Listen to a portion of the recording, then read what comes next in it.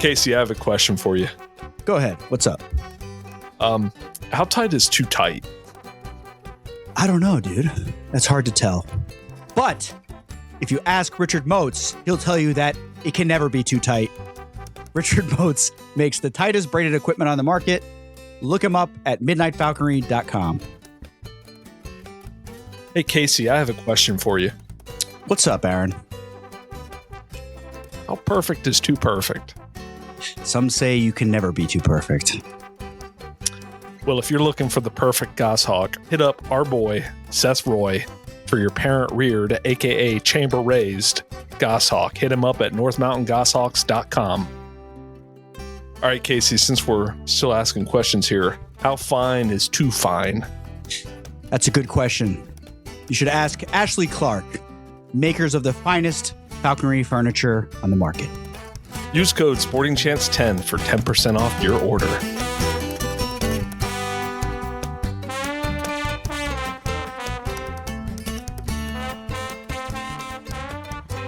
Welcome, everyone, to the Sporting Chance Podcast. I am Aaron Kincaid. And I'm Casey Everett. We will be joined shortly by Chad Reynolds of the Houndsman XP Podcast. Looking forward to that conversation. But in the meantime, we're going to shoot the shit, as they say. Yeah, we got a lot of listener feedback. We got people leaving 5-star reviews. We appreciate it.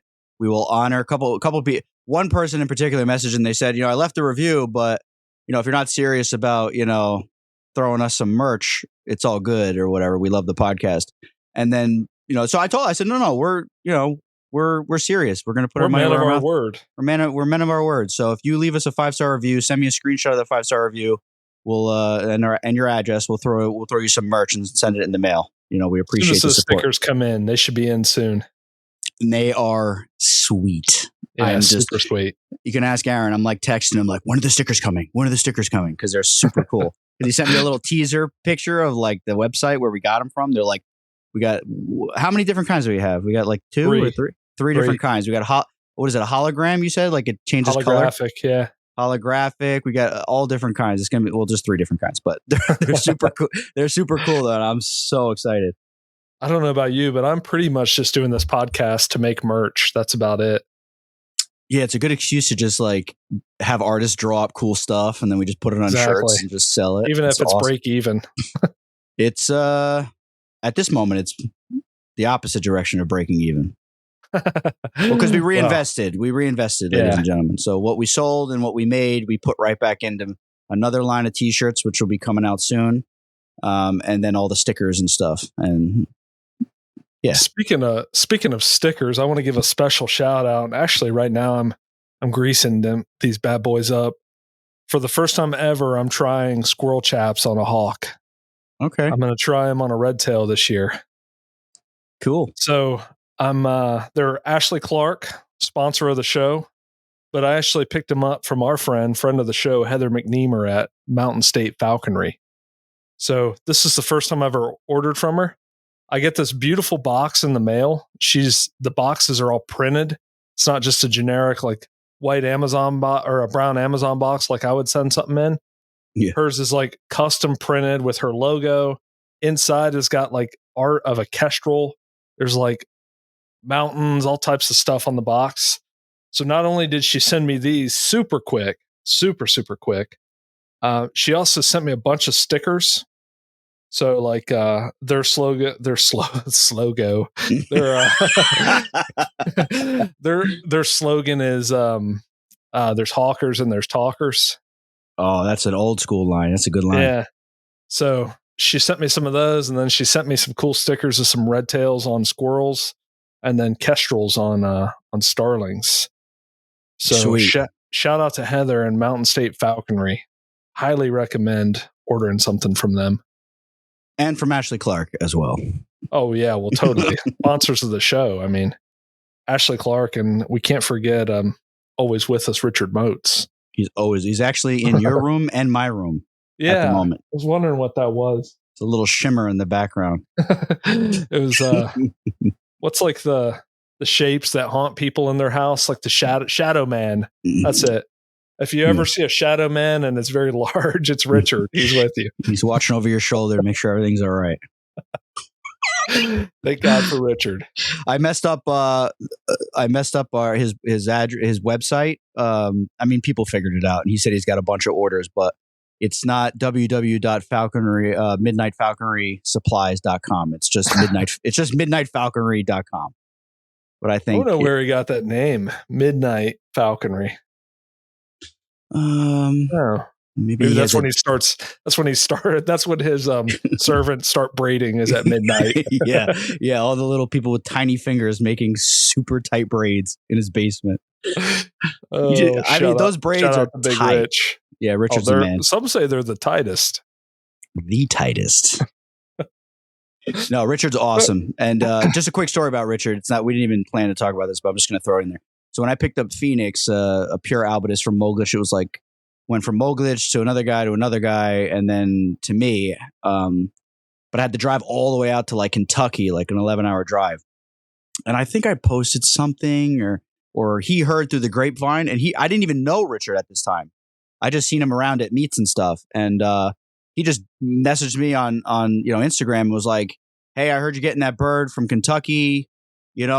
It's a little bit out of the way for me, but if you want me to swing over and grab her and put her in the truck and meet you at the Jersey meet, I have no problem doing that." And I said, "Well, what's a little bit out of your way?" He's like, "Oh, like 4 hours out of my way." I'm like, dude, don't worry about it. Don't worry about it. And then when I saw him at the meet, I was like, dude, good thing you didn't get that bird, because I won't say the guy's name, but I get to his house and she's like, spazzed out in the mew, spazzed on a run line. And he was like, go ahead. There she is. I said, you gonna go get her? He goes, I figured maybe you could do it. Like, he was legitimately like, didn't want anything to do with that bird. And it took me and him, mostly me and him, holding my box. I mean, it took 30 minutes to get her in the box without, eventually I just like kind of backed her in. And then when one foot stepped on there before she could blow out of the door, I just like closed the door and like, I'm sure we've all done it. Well, Goshawk guys maybe have done it when you have just slid my hand out and just close the door. And when I tell you, for the 11-hour drive home, she bounced around for 9 hours of it. She bounced out for 9 hours of it. And then when she would stop moving, I would be like, oh, no, she's dead. So then I pull over on the shoulder, climb in the back seat, and like crack the door. Panting. And then as soon as the door cracked, she'd go, just going. I'm like, oh my God. But she ended up calming down really well and chasing a lot of game. And she's now with a breeder out in Washington. Really good falconer. I'm bugging him to get on the show, but he's avoiding me about it. But he's just be like, bro, if you're not going to come on the show, send the bird back. No, I don't. I want him because he's gonna try to breed that bird. So the way we worked it was I paid him X amount of dollar. He paid me X amount of dollars for the bird, but part of the negotiation was he's like, listen, I really want that bird because he has the Tiercel version who's just a monster. And he wants that. They're not breeding. He's not breeding them together. Obviously, he got He got some West Virginia shit right there. Yeah, he has a few other Tiercels, and then he acquired like one of the only silver birds in the country. So he's going to try to put that bird into her and make silvers. Or that's the goal. So whatever he pays me, the agreement was that's what I'll pay him when he produces.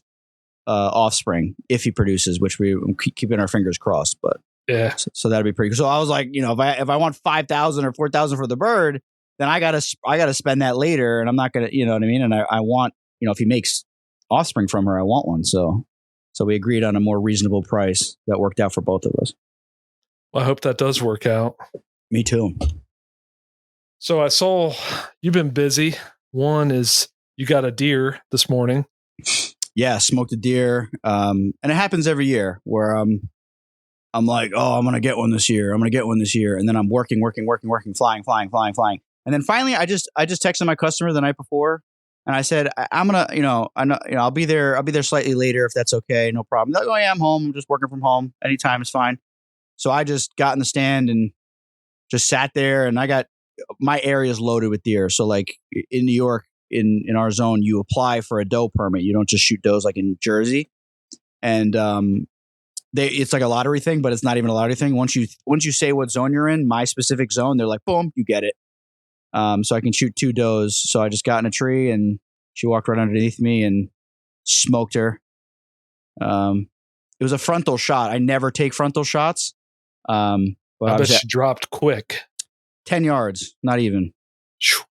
Didn't even I just watched her run and fall. And when I shot, she was snorting at me and looking at me, or she caught my wind or whatever. And I was like, and I was a full draw, and I'm like, not the biggest deer. I switched from mechanicals to these badass fixed blades, like these really, like the guys on YouTube where I was watching a review on broadheads, and they're shooting through like steel drums with these broadheads. So I'm like, if I can shoot through a steel drum and it's still intact and sharp at the other end, I can go through the front chest of a 2-year-old doe and buried the fletchings and ran 10 yards, fell over. Yeah. That's a clean way to go right there. Yeah, my wife was like emasculating me because last year I didn't get one, and then how so? Just like she went from being like, she grew up in the city in Argentina and was like not into hunting, not into any, like nothing like that. Like I said on many episodes, she signed that bear petition because she's just uninformed. And ever since she met me and she would eat what my mom would cook, and my brother and his wife are really good wild game chefs. They cook really good stuff. Ever since then, she's like gotten super into it. So she's like bugging me to get her meat, and it was so funny after work today when I saw her, she was like treating me all different and stuff. She had the iPad fully charged when I walked in the door. Oh, that's huge right there. Yeah, ready to go for the podcast. The room was all clean. My chair was in it. Oh, yeah, dude. There's something about it, man. Women, they can't help themselves. When the husband provides, they can't help themselves. I had to try that sometime.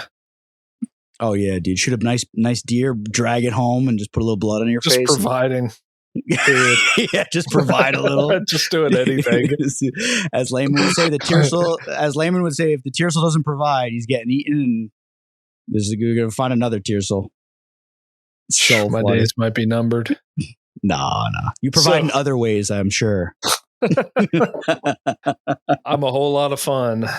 That's right. Never a dull moment. Yeah. So another thing I wanted to bring up was you and friend of the show, Tom Cullen. I saw you guys were running the lurchers, who came from friend of the show, Sean O'Neill. Yeah. And flying your new Goss on the Bull X lure machine. It's a lot of fun, man. I mean, that machine I've used, there's a guy out in PA, Boondocks Outdoors. You guys check him out. He makes, he's like the only other guy besides Bull X that I know that makes machines. And I got a machine from him a couple of years ago. And I mean, those machines, man, they really help your bird get in shape. Get the kinks out. I mean, I was putting, rabbit not carcasses, but like, like a full hide, and just dragging it through the brush, like, the goldenrod, and she's chasing it, and like, you know what I mean? It just like, it really helped, like, cause you can't really replicate it with pulling and using a carcass. Like that helps. And I've done that in the past, and you get the bird going with that. But when you have the machine and she's on the glove and you just click the button and that thing starts ripping like right at your feet, it's like as close to a wild slip as you can get without a baggie or a wild rabbit baggie. And if you have sight hounds, man, what a great way to exercise them. Oh yeah. Even if you got other dogs, even if you just like having I was telling somebody was asking me questions, and like, just tie a heavy rope to your bird, put the lure machine on the lowest setting, and just let it creep, and just let her pop, pop, pop, pop, pop. I just drag that rope behind her. Do that, a couple times a day before season starts. I mean, you're getting some crazy shape. Oh, go ahead. That reminds me, we had a listener question. Yeah. Of how we get our birds in shape for the year. How do we get things going? Just rip the weight back and just you go from a quail a day to nothing for about a week, and then you just throw them in a tree. Now, I have rushed the process before. Same. So obviously, to anyone who's not a falconer that listens, what you do is the birds are always heavy during the molt where they're growing new feathers.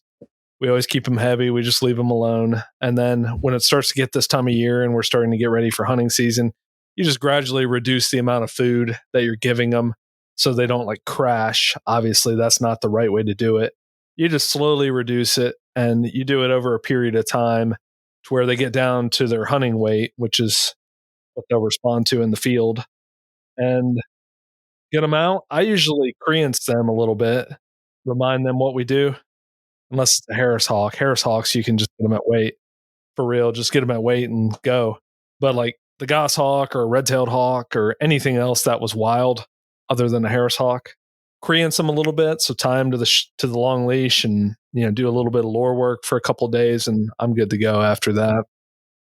Yeah, I pretty much do the same thing. If I get them, and I don't usually get them to wait and then start working with them. I usually get them. Like I'll get them on the glove and sit in the house and kind of walk around and chuck tidbits and let them chase it.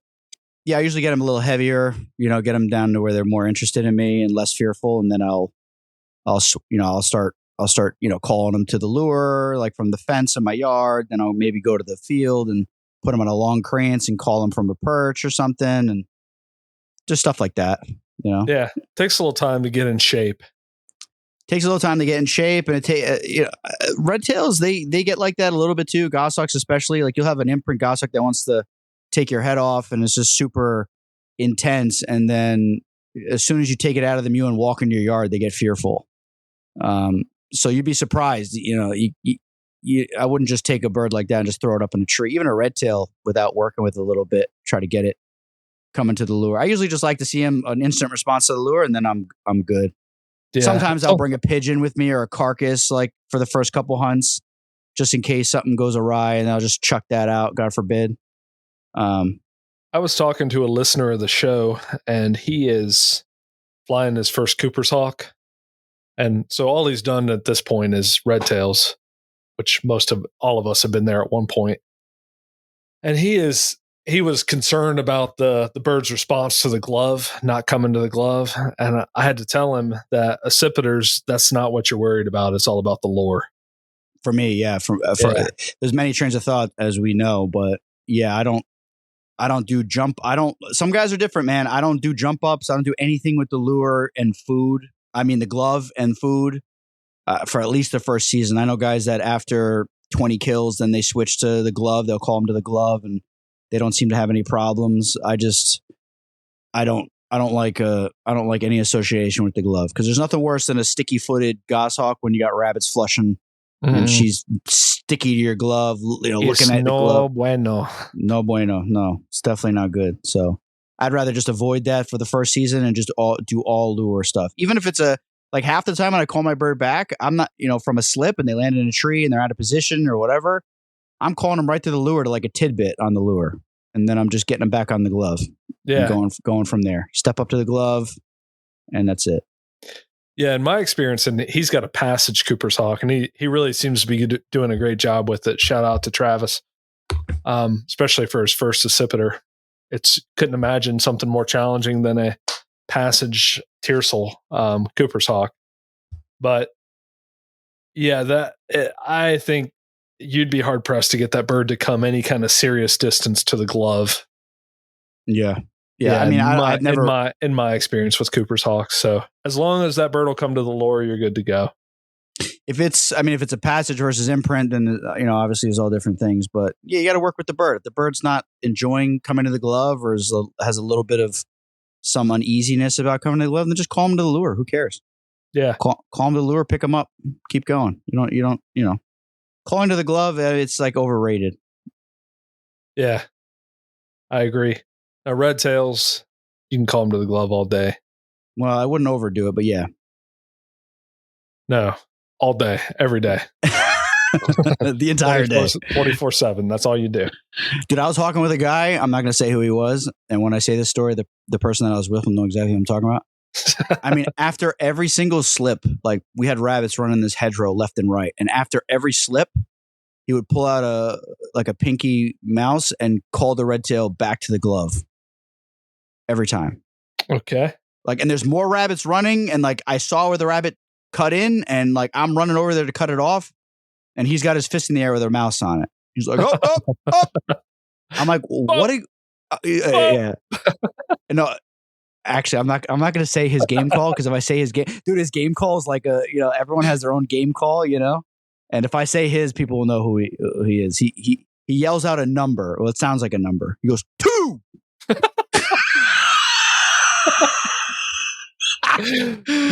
What I do is I scream as loud as I can, and my voice cracks. I'm like, hey. Yeah. Oh, that's fine. I was with this guy one time, actually Paul Kupchak, and he's a good dude. And a lot of people know him. He's like, he ran the Bird of Prey, the Green Chimneys event for many years. If we have any, East Coast New York listeners, you'll know Paul. Paul's he's the nicest human being on the face of the earth. But I was rabbit hawking with him one time, and when he's trying to get the rabbits to flush, I'll go ha ha ha, and I'll kick the brush and try to get him to move and make noise to try to get him nervous. He goes brrr, brrr, like that, and I was like, I look like a machine gun or something. He was like, rrr, rrr, and I'm like, what the hell is that? It was like kind of freaking me out. I was about to flush out of the brush. Dang, but it makes sense, man. You gotta make some noise. But each person has their own, little thing. We had one guy in Jersey that would go yip yip yip yip yip yip. And the guys that are listening, they'll know exactly who I'm talking about. My sponsor, Bob, he'll clap and he'll go, ha! Ha! Yeah. Some people sound like you're singing. We got a Staten Island falconer. He goes, ho! Like that. It's great, man. It's so funny getting out with other people, man. You hear their little the stuff that they do. I love acting a fool out in the field, Yeah. Oh, yeah. Hey, girl. Hey, girl. Come here, girl. Hey, girl. A friend of the show does that call. Friend of the show. Yeah, that's all right. Speaking of all that, I'm that's the mode I'm in right now, is getting the goshawk ready. I'm not in a huge hurry, because rabbit season doesn't start until mid-October, and it's still hot here, and I'm not excited about going out and exposing her to mosquitoes. Oh yeah. Yeah, that's not at the top of my list. So I don't know. I get real itchy come September. Yeah, me too. Yeah, that's part of the reason why I like making new birds all the time, new goshawks, because as soon as that weather switches and it gets chilly in the morning, and the wind starts blowing, I either want to be on the beach, on the ridge, or in the field. Even if there's ticks and it's a little warm, I just got to get out there. My plan's to get out the beginning of the season with red tail. Well, does squirrel season open earlier, or it's the same? Same day. Oh, that's annoying. Because even in New York, rabbit season in New York is October 1st. Jersey's the end of September, September 30th or something. But squirrel in New Jersey and New York, it's September 1st. Both states it opens. Yeah, so you can get. So it's out already open. Oh yeah. So I believe so. Yeah. Wow. Yeah, because the squirrels are everywhere. You know what I mean? Yeah, squirrel numbers are great, and they already had maybe 2 litters by that point anyway. So it's not like you're down here. It's still so warm. There could still be pregnant squirrels this time of year. Right, which is it's just a different world. Yeah, I'm not excited about catching pregnant squirrels. Dude, I got Mike Radford sending me videos of his red tail crashing on hair, and it's the leaves are almost off the trees up there in Alaska. It's crazy. Makes sense. Yeah, it's just the way that the seasons are, and that's why we pay the biologists. That's why we buy our tags to just come up with these. A lot of it's BS from what I've heard, but I mean, a lot of it makes sense too. What's BS? There's many trains of thought on this, and some of it is just factual and some of it's conjecture, but the biologists, they can't be out there in every area in the entire state, observing prey numbers like squirrels and rabbits. I mean, it's very difficult to do. So they're kind of studying when they're breeding, studying when the babies are young enough to be on their own, and then setting seasons based off of that. They're not you know what I mean? It's impossible for the state to have that many biologists to just be scouring the landscape. What they really should do, and this was an idea from Tom Cullen, friend of the show. He was saying that they should have some sort of what was he saying? Like they give you, like if you give them like information on like what you've seen in areas throughout the season, like with GPS pins and stuff like that, they'll reimburse you like citizen scientists. Citizen scientists, like, oh, I flushed, I saw a mink, at this location, drop a pin, and you send it to an app, and at the end of the year, like they'll reimburse you for like, your help or something like that. And if you did that for like a couple seasons in a row, I mean, they would get some incredible data from the hunters. There's one out there called Herp Mapper, I think is what it's called. Oh, that's cool. As in for reptiles and amphibians. Herpetology, yeah. Yeah. And it's citizen scientists that mark observations of things they saw, where they saw them. That's cool. I was in Florida and I was able to find exactly where cane toads were because of Herp Mapper. Invasive cane toads. Yeah. You catch any? Maybe I did. Maybe I didn't. I don't know if I was supposed to. Oh, they're cool. I had a bunch of them as a kid. I feed them mice and stuff. They're awesome. Yeah. And while I was there looking at them or looking for them at night, I was seeing marsh rabbits everywhere. Wow. Yeah. That's interesting. Looks like got my brain going. I mean, down there, dude, it's like a jungle, bro. It's like a legitimate jungle. Yeah, we need to talk to a Florida falconer because I want to know what that's all about. I know one. She's awesome.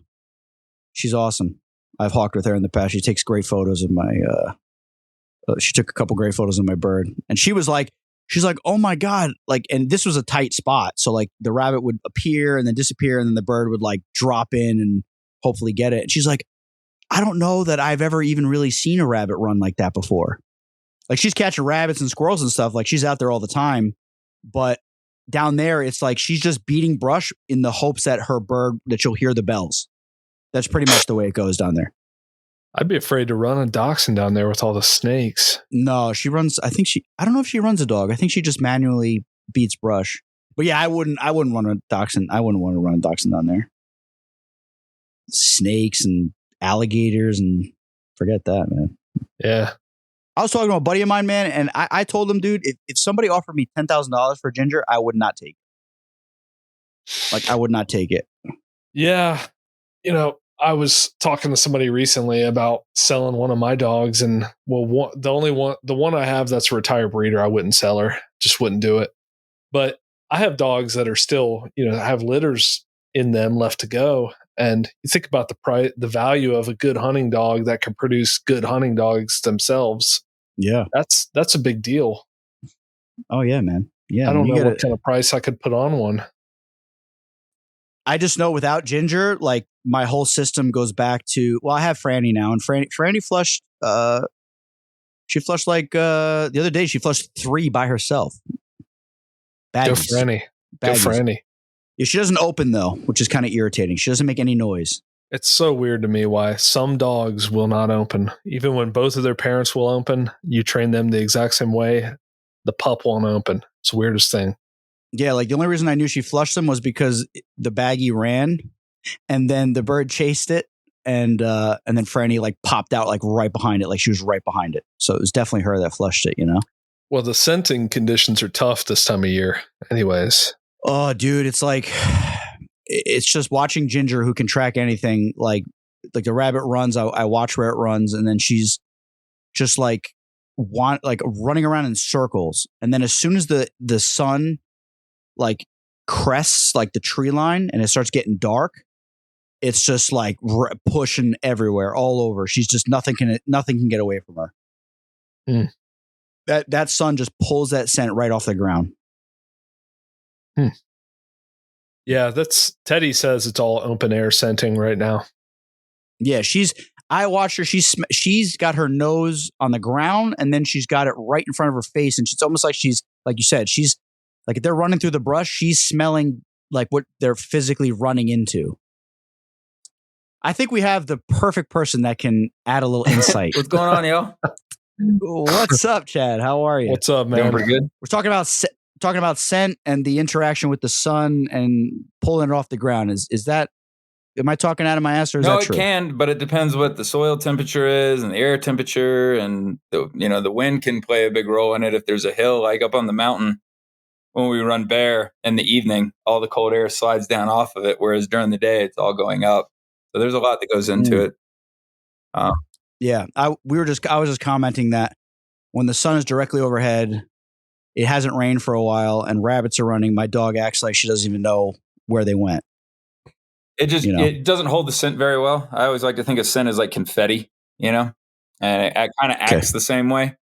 So if it's hot and windy, it's going to blow around. If it's wet, it's going to stick, and stay. But yeah, the hotter it is, the hotter, so cold, wet, no wind, good humidity level. Those are your best scenting conditions. So you can't beat those days.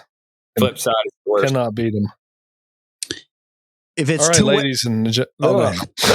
All right, ladies and gentlemen, we are joined today by Chad Reynolds from the Houndsman XP Podcast, how y'all doing? Amongst other things. Good to have you, Good bro. to be here. We're really thrilled to have you. You're pretty much an expert in all things dogs, and this is a comment that I've heard from people that it seems like you're very proficient with falconry, but you don't emphasize it on your socials that much. Why Not is that? as much. I don't know. I had a more difficult run here recently. I guess I had a great goshawk that was just awesome, and I posted him a bunch, and I really enjoyed catching jackrabbits and cottontails and knee-high sage. So everything was straight up and straight down, and I had a blast with that. And then freak accipiter thing, we were moving, and it was a 9-hour drive, and I checked him every 2 hours, and then 3 hours later, and at the 8th hour, and he was fine. And then the 9th hour we showed up, and he was dead as a hammer. So my God, dude. And then I had my eyes set on trying to do the sighthound and gerfalcon thing. And the first bird I got was a retired 20-year-old breeder, and who had flown for a season at the beginning of her life, and then just put up for the whole time. And it took me forever to get her in shape, and finally got her in shape. And she had slapped a jackrabbit, and the dogs caught it, but I was waiting to count it until she actually caught one herself. And the very next day, she flew right into a post. She had the power to fly before she had the know-how, And I don't really think I rushed her along. I just think she hadn't flown in so long, she was making dumb mistakes, and she, just like a gerfalcon, was just powering down something, and the wind kind of pushed her off to the right. And it wasn't even a fence; it was just a cedar post, and that was all she wrote. It's just incredible how these birds will find a way to just off themselves. And then the last one I had was she was great. She had some internal issues. She had been under anesthesia 3 times and under the knife twice. For what? She had this weird issue where her trachea was pulled off to the side, and I'd feed her quail and she'd tear everything apart and swallow it all. But then normally when a bird would cast it up, she'd cast up most of the bone. For some reason, she just couldn't digest them. So it looked like you threw a handful of gravel on her perch, but she flew great. And we were just hoping for the best. Like I said, they'd cut into her and then cut the connective tissue to try and get the trachea and esophagus and everything to pull back into the center. The x-rays are wild. It just never really fixed it. And she flew great 2 seasons, had a blast, caught tons of jacks with her.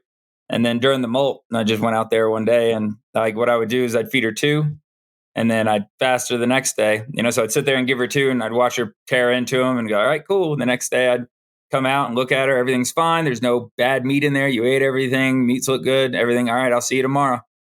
And then I give her another 2. And I did that and watched her tear into them. And then the next day I came out to check on her, and she had just rolled off of one of them. She had already opened it up. So I don't know if one of those bones got stuck or what. But anyway, without it being a catastrophe, there's a bunch of that. Now I got a prairie falcon I'm trying out. And oh, cool. Yeah.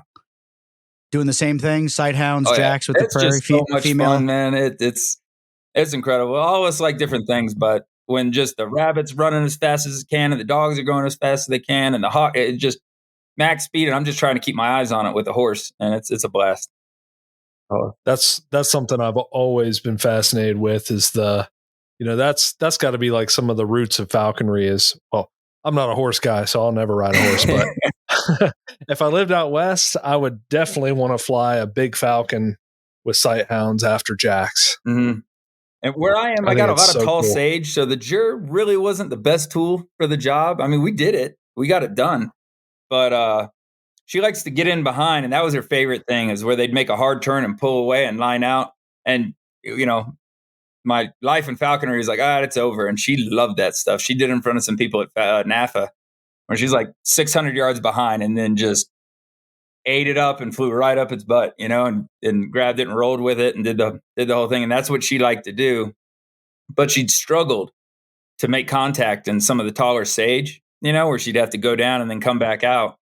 And she could make it happen every now and then, but she just really liked binding, overtaking it, going right over top of the dogs, kind of like blowing their ears forward over top of their muzzle, and then grabbing it and rolling with it. So, but she didn't strike very much, like ever. Like almost never. And the prairie, even in training, she likes to hit everything. Like no matter whatever it is, she likes to hit everything. So I'm hoping, the theory, I don't know, is that they'll take the little strikes in the pockets in the sage rather than getting down behind it and flying right into it, So that was my question that was going through my mind is when you're flying falcons on jacks, do they want to bind with them, or are they just trying to hit them and incapacitate it? And my experience is the jurs. The jurs I've had just want to bind to it. They want to grab it and roll with it, just like a red tail. I mean, they tumble, and you're just like, oh gosh, and they come up swinging. They can dominate it and hold on. And I've never flown a prairie this way, but some other fellows that came before me have found that they hit more, and that's one of the things that have made me want to try it. There's that video of that one punching the mallard in the head. Yeah. And I mean, even in training, like I got a frosty jack out that I'm zipping with a lure machine, and she rakes that thing really, really hard.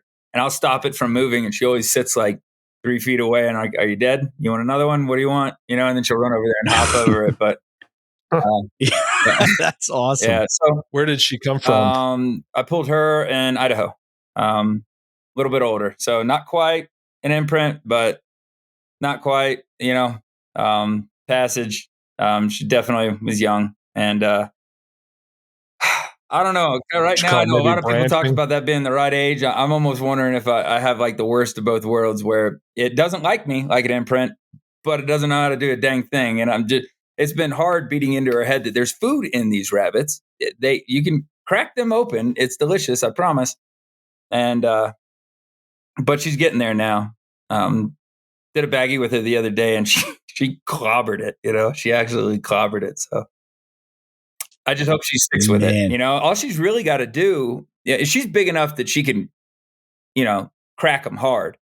But you can do it with smaller falcons if they just learn that the dogs are on their side. Like just imagine if you're running as fast as you can, and I just come up and tap you just a little bit, and now your top's going faster than your feet are, and you're going to tumble and come up, and the dogs are there at that point, And my top is usually going faster than my feet anyway, so I'd be right over. Yeah. I'd be rolling. Yeah. So like I've seen videos where they'll just like reach out and like grab, and kind of just pull them off center, and at 35 plus, that's a train wreck. You're going down. What kind of dogs are you running with her? Oh gosh, a little bit of everything. I got a dog, possum that Greg Rayborn bred out of like dogs that did this, and he's great. He's like got some saluki in him, some staghound, and some greyhound. So he's kind of like a Heinz 57. He's a big shaggy tan dog, like a reverse brundle. So it's kind of cool to look at.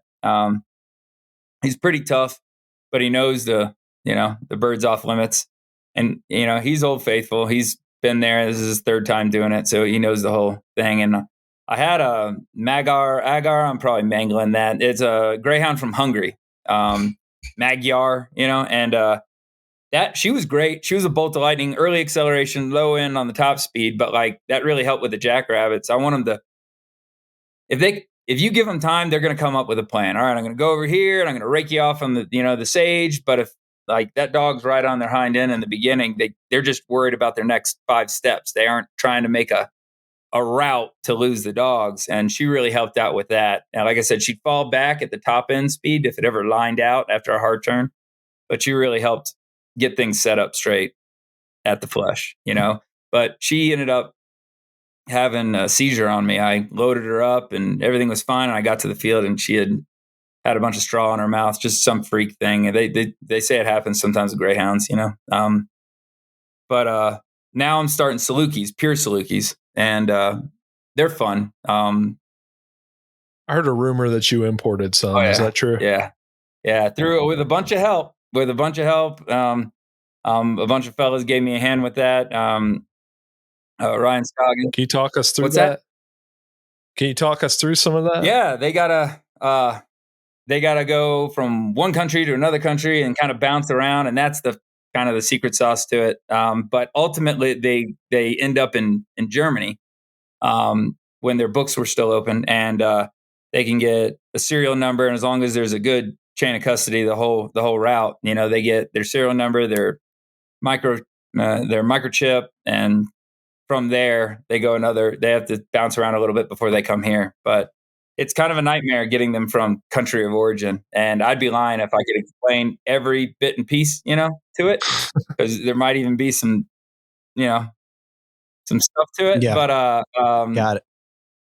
But yeah, I got her paperwork with her serial number and everything. It says, Iranian Kennel Club, and that's neat, man. Sounds cheap. Yeah, not so much. But the time and just getting it to happen for any amount of money is the hard part. And then now some books in some countries are closed, some kennel books are closed, and like even for any amount of money now, it may be even harder than it was for us. So, but she's here, and I got a litter of puppies right now. I just came from feeding them, and they're all looking good. And I caught a jackrabbit with her first day that I hunted her. Now she doesn't catch one every time. That's ridiculous, but it just happened to be the first day she. So just one dog caught a jack. No, she had another dog with her. But still, Okay. yeah. How many dogs are you running? It all depends what time. I have some dogs that I don't fly with the falcon because they kind of. I don't want to say that a dog can't do both fine because possum's great and I've had others that are fine, but like you have to draw such a hard line with the dog. All they want to do is mount. It's not like a pointer that wants to point it. This thing doesn't want to do anything other than sink its teeth into a rabbit, and when a little bird just holds on to it, it can get bad. And I like to draw a really hard line with my dogs. I know a lot of people like to post pictures of like the bird jumping on the dog and the dog like sniffing the back. I don't like that. I don't personally. Right. There's no pro to it, and bad things can happen. I don't see any bonus on my dog just treating the bird like another dog. I don't. I want them to know exactly where that is. I've even been out with some buddies. And they, like we had that conversation earlier in the day. I'm like, hey, I don't have anything against it. I just don't want to do it. I want mine the other way.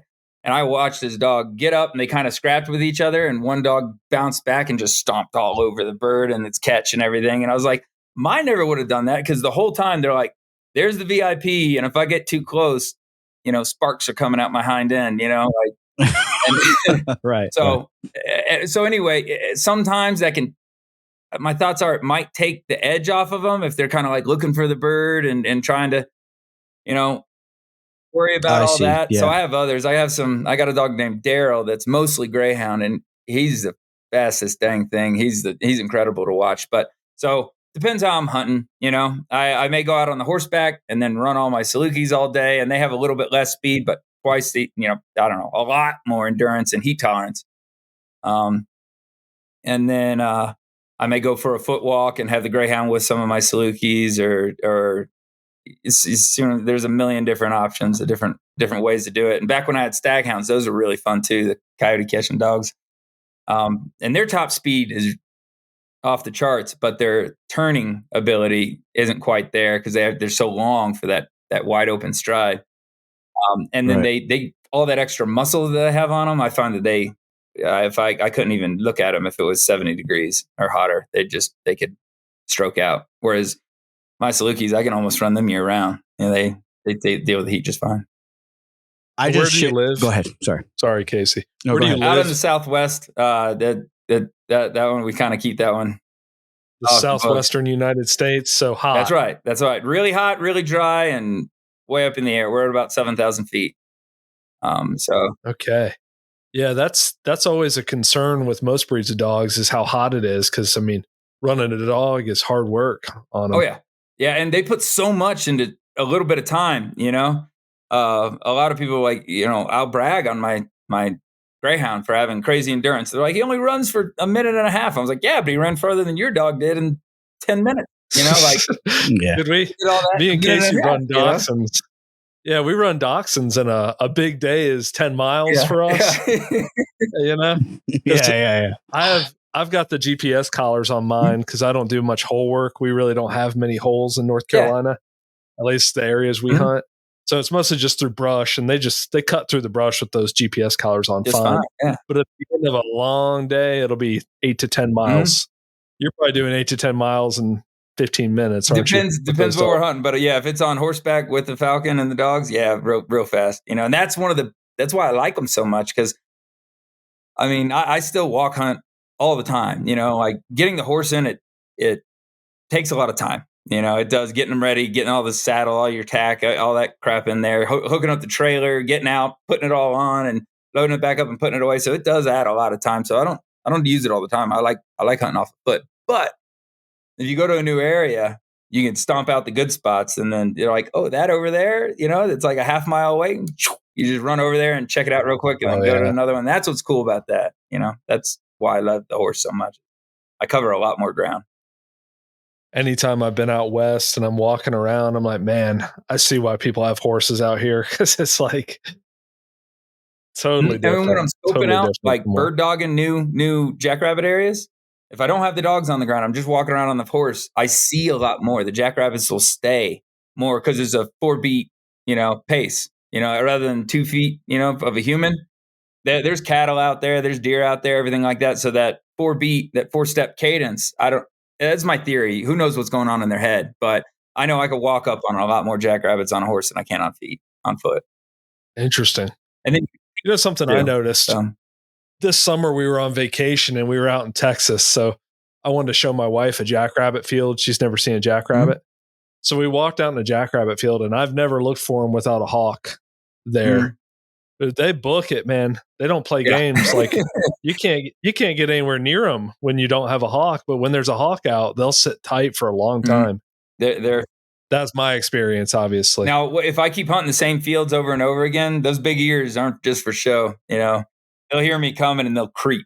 But back when I flew some red tails here and I got them to soar hawk, that was great because they would pin down. They wouldn't move at all. But you'd have to almost kick them in the butt to get them to run. But with the dogs, that makes it real easy.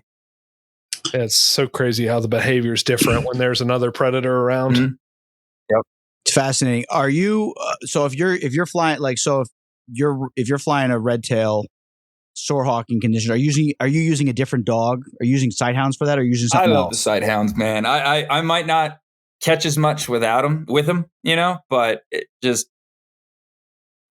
I'd rather the jackrabbit try and outperform it, with its speed rather than like stopping in a bush and then my hawk punches through and catches it. I mean, it's still cool. Don't get me wrong, but if I have all the tools to make that rascal run 35 mile an hour plus and then see that,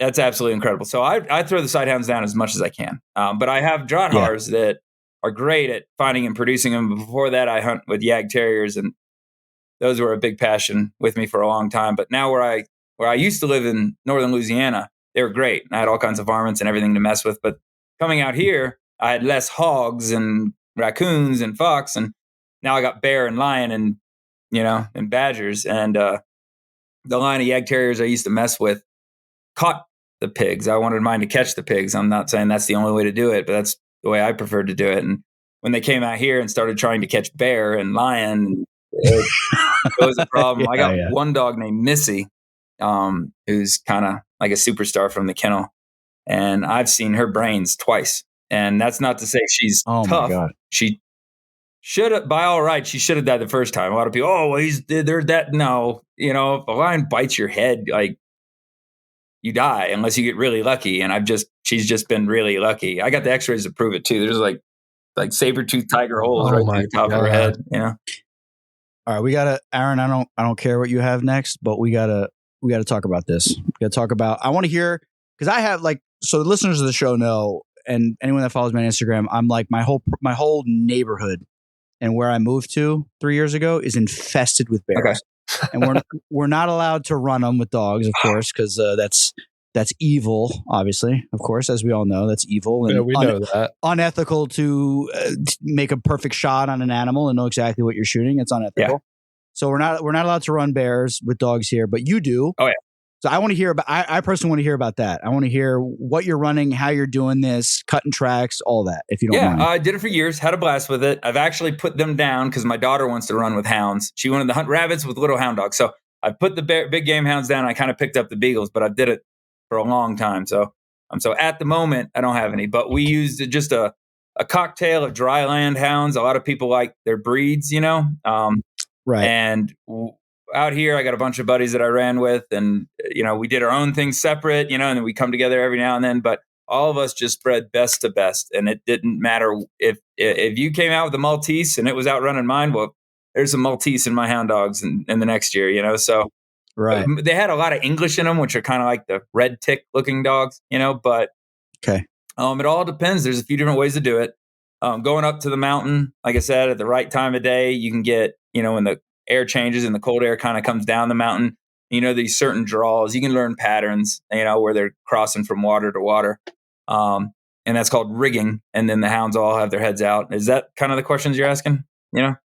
Yeah. So rigging for the people hunting behind Home Depot and just catching a squirrel with their red tail in the park. Rigging is you're driving around until your dogs start opening from the vehicle. They'll rattle the truck, man. It'll knock your fillings out of your head, because they're catching a hot scent that bear crossed somewhere in front and generally I'll kind of mark it visually. Okay, here I am, and I keep on going until they start to peter out, and then I'll turn around and mark that and kind of, know the lay of the land. That's a big part of hound hunting. Everyone's like, oh, you gotta, you just let all the dogs do it. And that's ridiculous, Yeah. But you kind of find out where the nice spot is. And then I like to turn out one or two of my best dogs, let them kind of get in on it, get it going, and then dump the truck, and let them all go in there. And that's what's cool about bear is you can hunt a lot of dogs on them.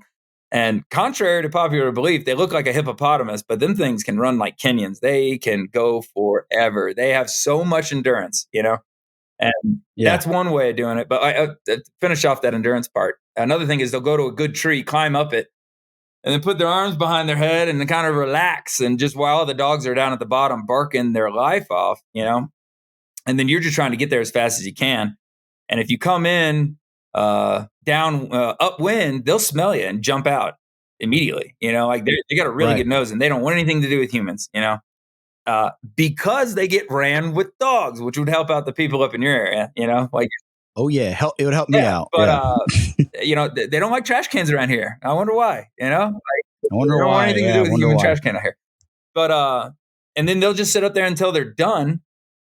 And I have posted some of this. And then when they're ready, they'll people's elbow from the top of the tree, dive right down in the pack of however many dogs, and take off running. And they're just shedding dogs left and right, and they'll run for another 5-6 miles and climb up a tree and take another break.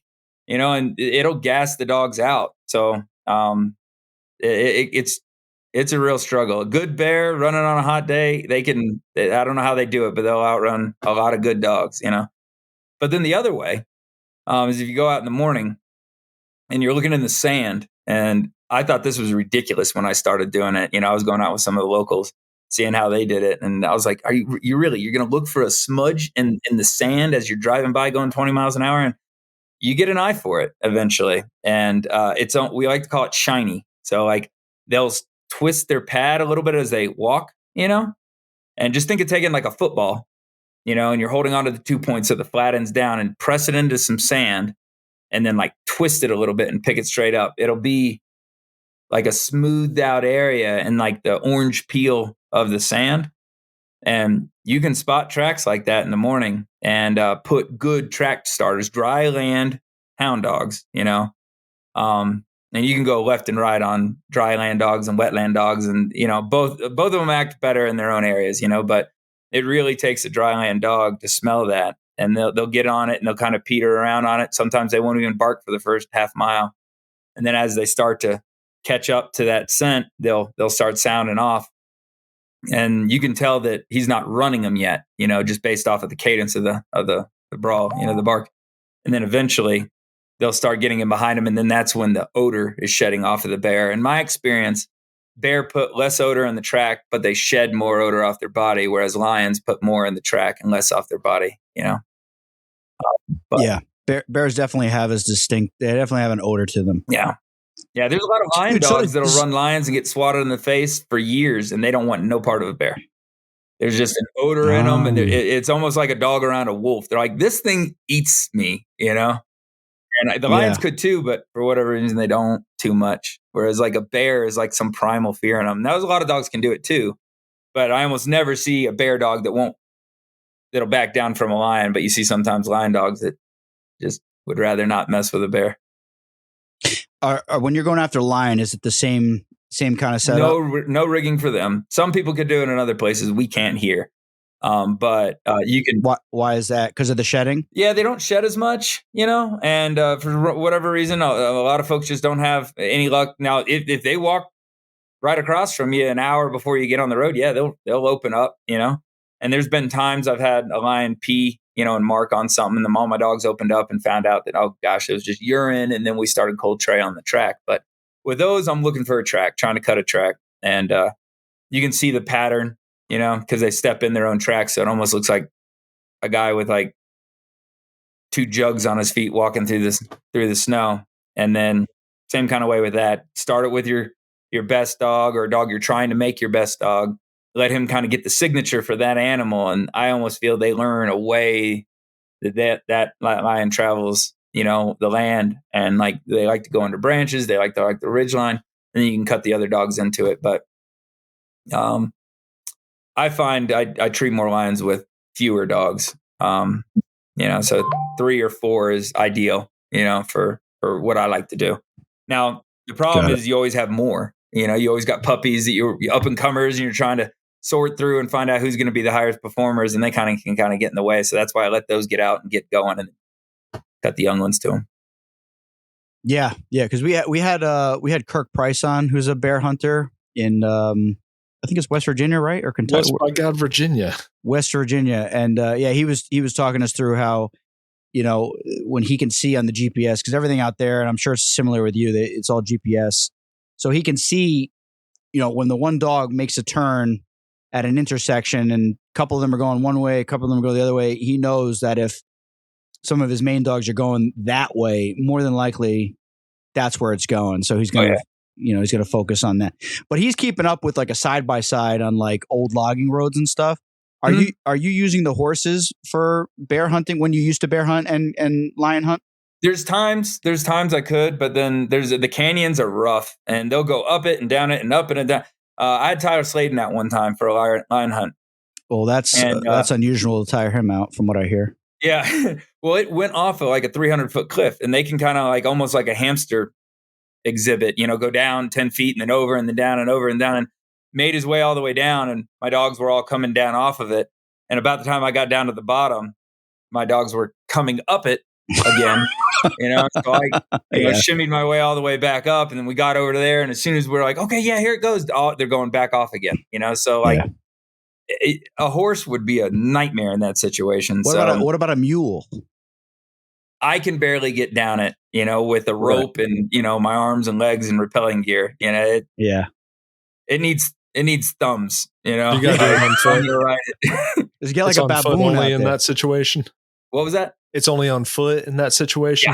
Yeah, on foot. And you can branch off from the trucks. With the bear, I try and stick to the roads with the side-by-sides and cut off and, fresh pack dogs if I can or whatever I'm going to do. But with the lions, my favorite thing to do, because a lot of times they don't run that hard. They don't run as long as bear in my experience. They'll try some ninja stuff, and climb up rock faces and so on.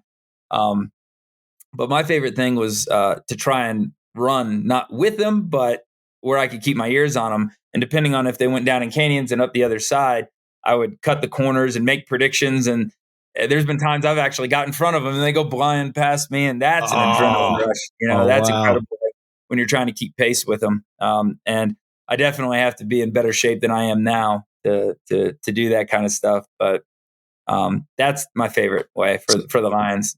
How many dogs could you get away with to hunt bear? Like, let's say somebody wanted to get into it, and obviously getting 9 dogs or whatever is probably gonna be a challenge. Could they do it with like 2 dogs, 3 dogs? You can do it with one.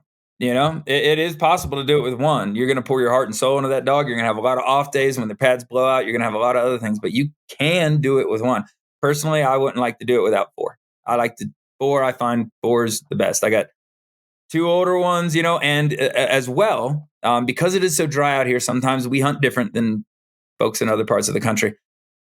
But a lot of times the dog it takes to start that old track, not when you're rigging, but when you're starting that dusty track, that might have been from yesterday afternoon or whatever. That dog has to be so slow and methodical and deliberate, and nose like an inch off the ground, that they sometimes can't get in. Now, good dogs can do everything. Don't get me wrong. But like more often than not, when you get just a bona fide track started for dryland bear on rock as much as sand, they're not the ones that finish it. They'll just run them all day. So I'll have a dog that is slow and methodical and get that track started and get the team up to, the winding, the air scent, the odor falling off the bear. And then I have some other dogs that never would have started that track, but run like a bolt of lightning. Their heads up, they're running fast, So again, not rigging, but when starting old bear tracks in the sand, the dogs that started it weren't the dogs that finished it. Not because they didn't have the endurance, just their running style. Yeah. Yeah, that's interesting. I've noticed that. Listen, I run only dachshunds for the last however many years. And you definitely see personality differences. You get some that are just flying all over the place and other ones that are real slow and meticulous. And, but I don't know about you, but it's like, for me, when a dog doesn't open it, it's like weird to me. Do your sighthounds open? I tried at one point. I know you had Sean O'Neill on here not too long ago with his specials. I kind of tried the same thing with foxhounds and sighthounds, and they would yip a little bit. But they didn't quite work for me in the falconry the way I wanted them to. Right. So I pulled them away from them. So none of my sighthounds now open up. But a lot of times I'll hunt with Drothars in the field, and they open up on definitely any kind of sight chase, but then hot odor as well. They'll and that just calls in the cavalry. I don't like hunting with a flushing dog that doesn't bark. I have a cocker. Yes, I agree. She's fun for doves, and I've taken her to the field when my other dogs weren't ready to go. And we found plenty of jackrabbits, and then she's chasing them through the sage that's like thigh high. And I could see it with the horse, and I'm calling it, and the dogs are coming to me, but they don't know where it is. They don't know where that dog is. I can't stand flushing dogs that don't bark. Just stay in the truck. I'd rather go without you. Dude, the cockers are incredible dogs, and I hunted with I hunt every year, a couple times a year with Seth Roy out in PA, and he's got a phenomenal cocker. And I mean, that dog flushes, everything left and right, but it doesn't make a single noise. And I'm like, how do you know when the excitement's going to start? She doesn't even get hot. She doesn't do. He's like, I'm watching her body language, and I'm like, yeah, and the bird. I mean, so he has a good point that the birds do pick up on the body language when you're hunting close, like not out west and stuff. But when that rabbit flushes right at that dog's nose and they don't make a single noise, I think that's so weird. I will say, it's so having weird. lived with a cocker, I'm glad they don't bark, because those wild nuts dogs, if they yapped, oh yeah, I don't think I could ever live with them. You know what I'm saying? Yeah. I did hawk with a guy also from PA. He's like the botanist for PA State. Like he works for the state. And he had 2 cockers that opened, which was interesting. Oh, really? Yeah, they would whine and they would get hot. Not like a hound or anything like that, but they would when that rabbit flushed, they would be losing their mind. Huh. Which was interesting. Yeah, it was very interesting. Those would work for me. Yeah, I like different it. strokes to different folks, but I want them to bark. I want to banging pots and pans together. It doesn't even have to sound pretty. I want it to sound like a train wreck, and everybody knows, like the bird goes that way, the dog goes that way. Heck, I hunted hogs with my same horse I have now back in Louisiana and Florida for a long time. And he will actually turn towards a barking dog now. In Louisiana, cool. the vines and everything, the overgrowth was so bad, and we're just trying to get to the bay as fast as possible. I would hunt my catch dogs on the ground, so they're going to catch sometimes before I get there, and if they hang and have to hold on to that pig for too long, they can overheat. And I've lost dogs way more to heat than any kind of hog wound ever. And but the vines would be so bad I couldn't sit up, so I just tucked my head down on his on the pommel, and he would turn into the barking and head towards the barking. And so he'll even do that now with the flushing, but he gets going too much. I'm like, dude, we are not trying to catch a pig. Calm down. You're in the way of the bird. Back off. Yeah. Even my horse prefers a barking dog. That's hilarious. That's great. Yeah. Birds love it when the dogs open up. Oh, Nothing gets their attention like that. Nothing. Mm-hmm. Have you ever gone with a red tail and beagles? No, but I want to that. Okay. So that was on our list, Chad, because that's a question I get a lot from people, like random people that are like, why do you run dachshunds? Why not beagles? And, I mean, I don't think if you were to like just put a poll out there on all of social media or just like in general for hunters, what's the ultimate rabbit dog? I think a lot of people would just say a beagle. Depends how you hunt, though. Depends how you hunt and how you want to do it. That's my opinion also. 100%. Beagles don't handle for nothing, and they don't flush very well. Once they're on it, it's hard to compete with them, know? Yes. But in the absence of rabbits, sometimes they can't get out of their own stinking way, and you're like waiting for them, like, come on, and they're off checking this and checking that. And, but if you're like, there's rabbits in here, let's get them up. Right. It's hard to beat what you got there,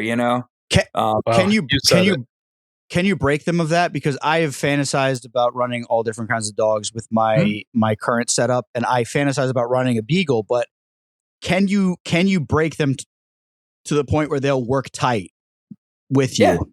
Yeah, you can. It's a lot of work. You got to like I use a toner and stuff, and just as a puppy, tone cheese. Like, this thing is food because they have a hell of an appetite. If they're on one and you're trying to break them off of them, your cheese ain't gonna matter, Right. Yeah. But you can get them to work close, but they just they aren't hunting to flush. They're looking for odor, So there's just a mindset that's different. It will never perform like your Dachshunds when they're trying to produce it. No matter what anybody says, Right. Haven't hunted with both. They just won't produce as well, but it's a whole lot of fun when they get on it, and you're going to catch that rabbit, not a rabbit. You're going to catch that rabbit, and then putting the bird up. Because ideally, I did that for years in Louisiana as well. What's really cool about that is they don't even need you anymore. The bird, you're lawn furniture. It's them beagles are what the deal is, and they'll go hunting. I just try to keep up, and you'll see the bird go down and come back up and then follow it and going, all right, they're kind of running that ridge, and you try and get over in front of it so you can see it. And that's just really cool. Then that was something for me, because like a lot of times when I go with my yags and I'm hunting rabbits, there's nothing going on. All right, they smell one, we're working on this, and then here it goes, boom, boom, boom, boom, done, and it's over. But when you put a beagle down on the odor, man, I feel like I'm hunting right now. Once they start screaming, it's like it prolongs the slip for me. It just stretches it out, and that's one of the things I like the most about the beagles is you'd have maybe 5 minutes of a run before the bird even sees the rabbit the first time. And it's just, that adrenaline's building up the whole time, and you and the bird are trying to catch up. So it's too loud for me. I'd get the cops called on me. It sounds like a freight train. I got 5 right now, and they're outrageous. The little dogs, how they could be that loud, You got a couple puppies, right? It looks like. Yeah, that's right. And I'm running a different type. They're maybe something that you haven't heard of before. It's a patch bloodline. It's one of the oldest recognized breeds, in the U.S. They're white. Almost like an English pointer kind of looking color. Okay. But they're a nose up, moving fast type beagle rather than the slower, methodical. I'm going to bark at the left foot. Now I'm going to bark at the right foot. Now I'm going to bark. All right. They go. I got the fella I got them from is in Louisiana, Mike Lamb, and he got them from Randy. But he runs coyotes with them and deer. That's cool. And then they run swamp rabbits, which are a unique little subspecies of rabbits. Have you guys ever got to fool with them things? Aaron has, not me. Yeah, I have. They're fun. And that's when they really shine because they line out a little bit more rather than doing all the cottontail stuff where they go down. And I was telling Casey a story of hunting them, and the bird just crashes, and we're used to hearing the squeal. You don't hear anything, and you get over there, and the bird's just drowning a rabbit in 6 inches of water. Yeah. Yep.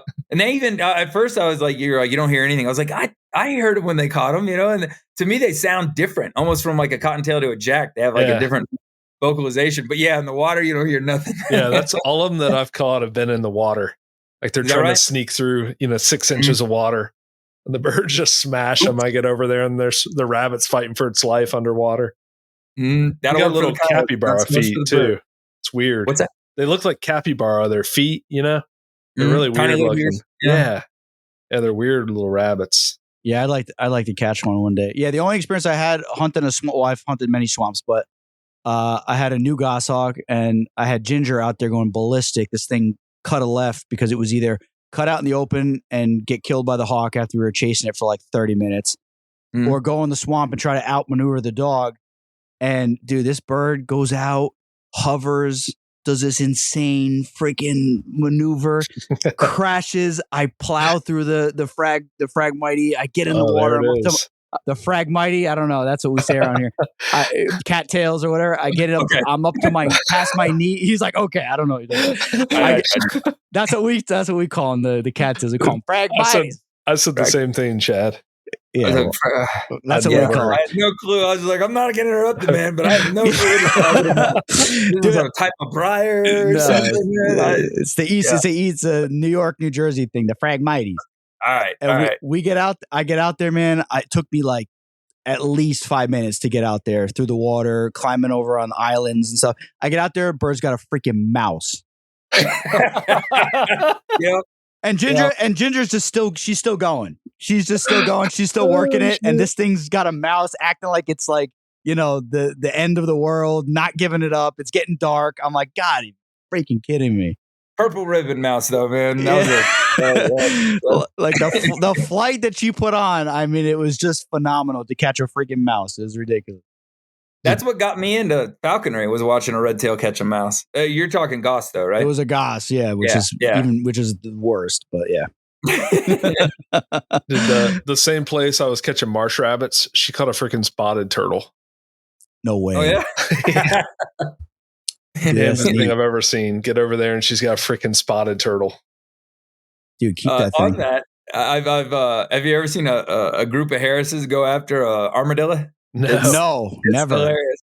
I know with some people that were, gang hogging. They had a pile of them things up in the air, and an armadillo came out, and they're all trying. There's like 5 of them, and they're all trying to catch it, and it just ricochets 1, 2, and they're not fast, So I was just trying to get to the next hole. They're just bouncing off the thing. I to the day, one of the funniest things I've ever seen in my life. I feel like that could hurt a bird pretty easily. Yeah, these all ended up okay, but I imagine, if they hit it square, it would not feel good. They all caught leprosy afterwards. Everyone that touched it got leprosy. Be about right for Harris Hawks. There you go. So, Chad, how do you? We're gonna go back, which is fine. But how did you get into falconry? Were you okay? Wait, let me set it up. Were you? It's from listening to the Houndsman XP podcast, which is a great resource for houndsman information. It sounds like you've been running dogs for a very long time.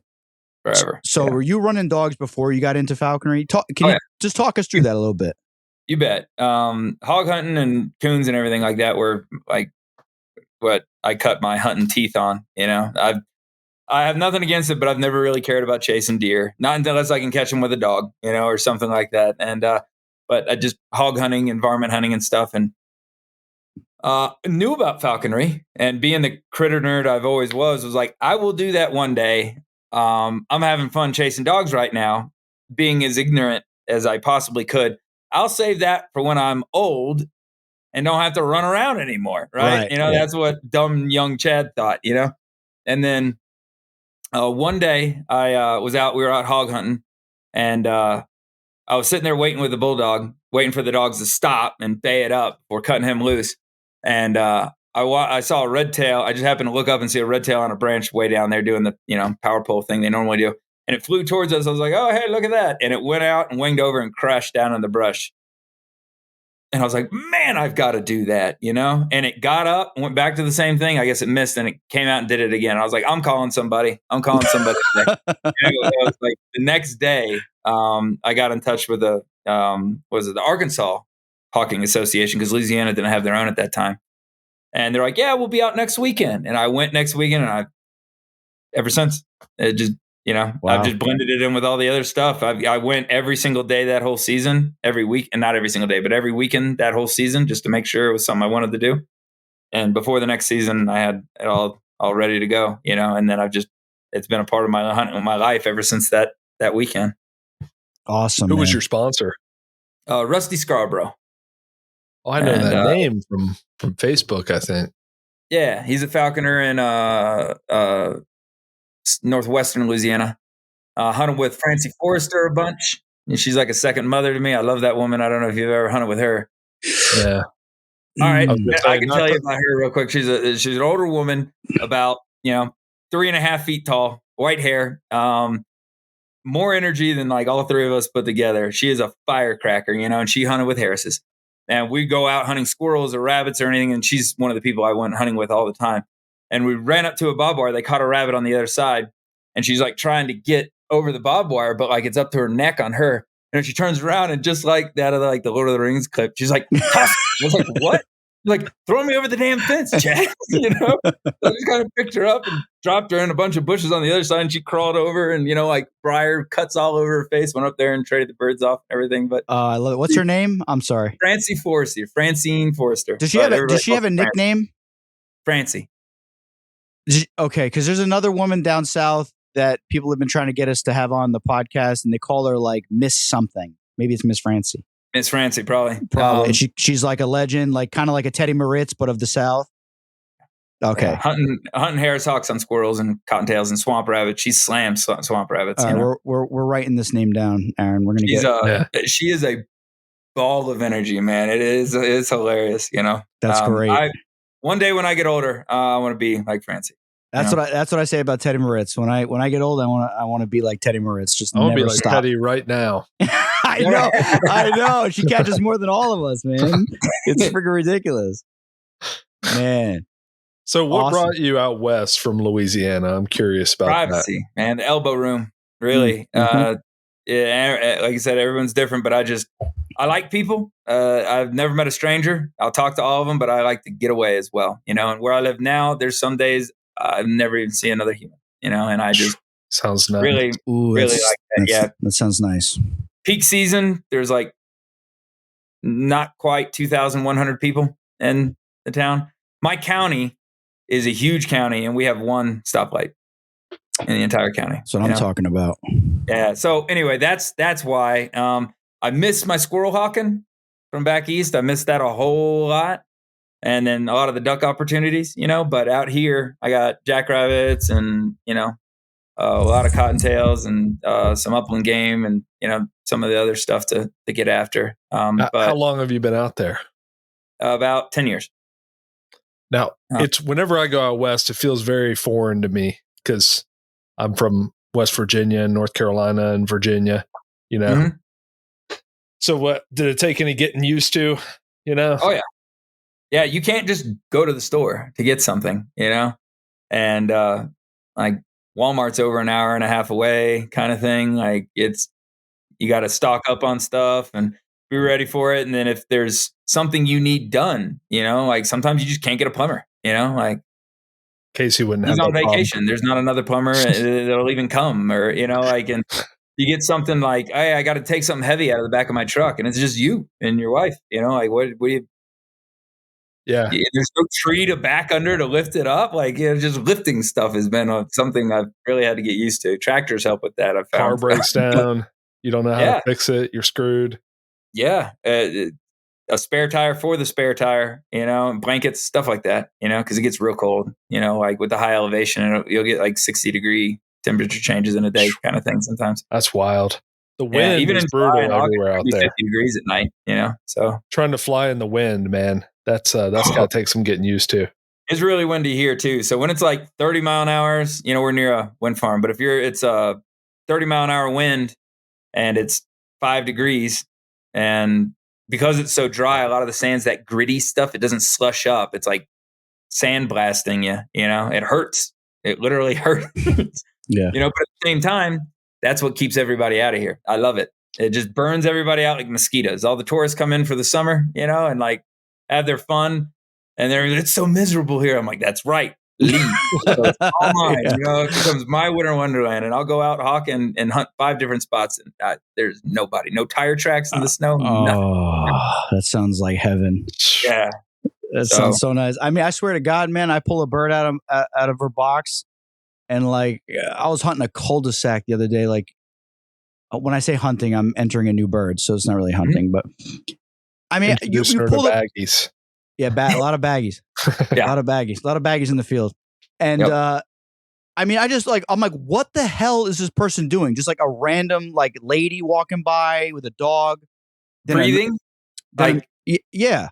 You're ridiculous. Breathing and you're enjoying. How are you here? You're enjoying the beautiful park that I'm in. Like, why are you here? Go away. It's just like ridiculous. I mean, I have this funny story, and I posted it on my Instagram years ago. And I had like 20 ducks in this little tiny pond. Mm-hmm. And there was like a little like cement walking trail and like a monument, like not really a monument, but like a giant gravestone with like a trail going around it. I'm talking like the diameter was like maybe 10 feet.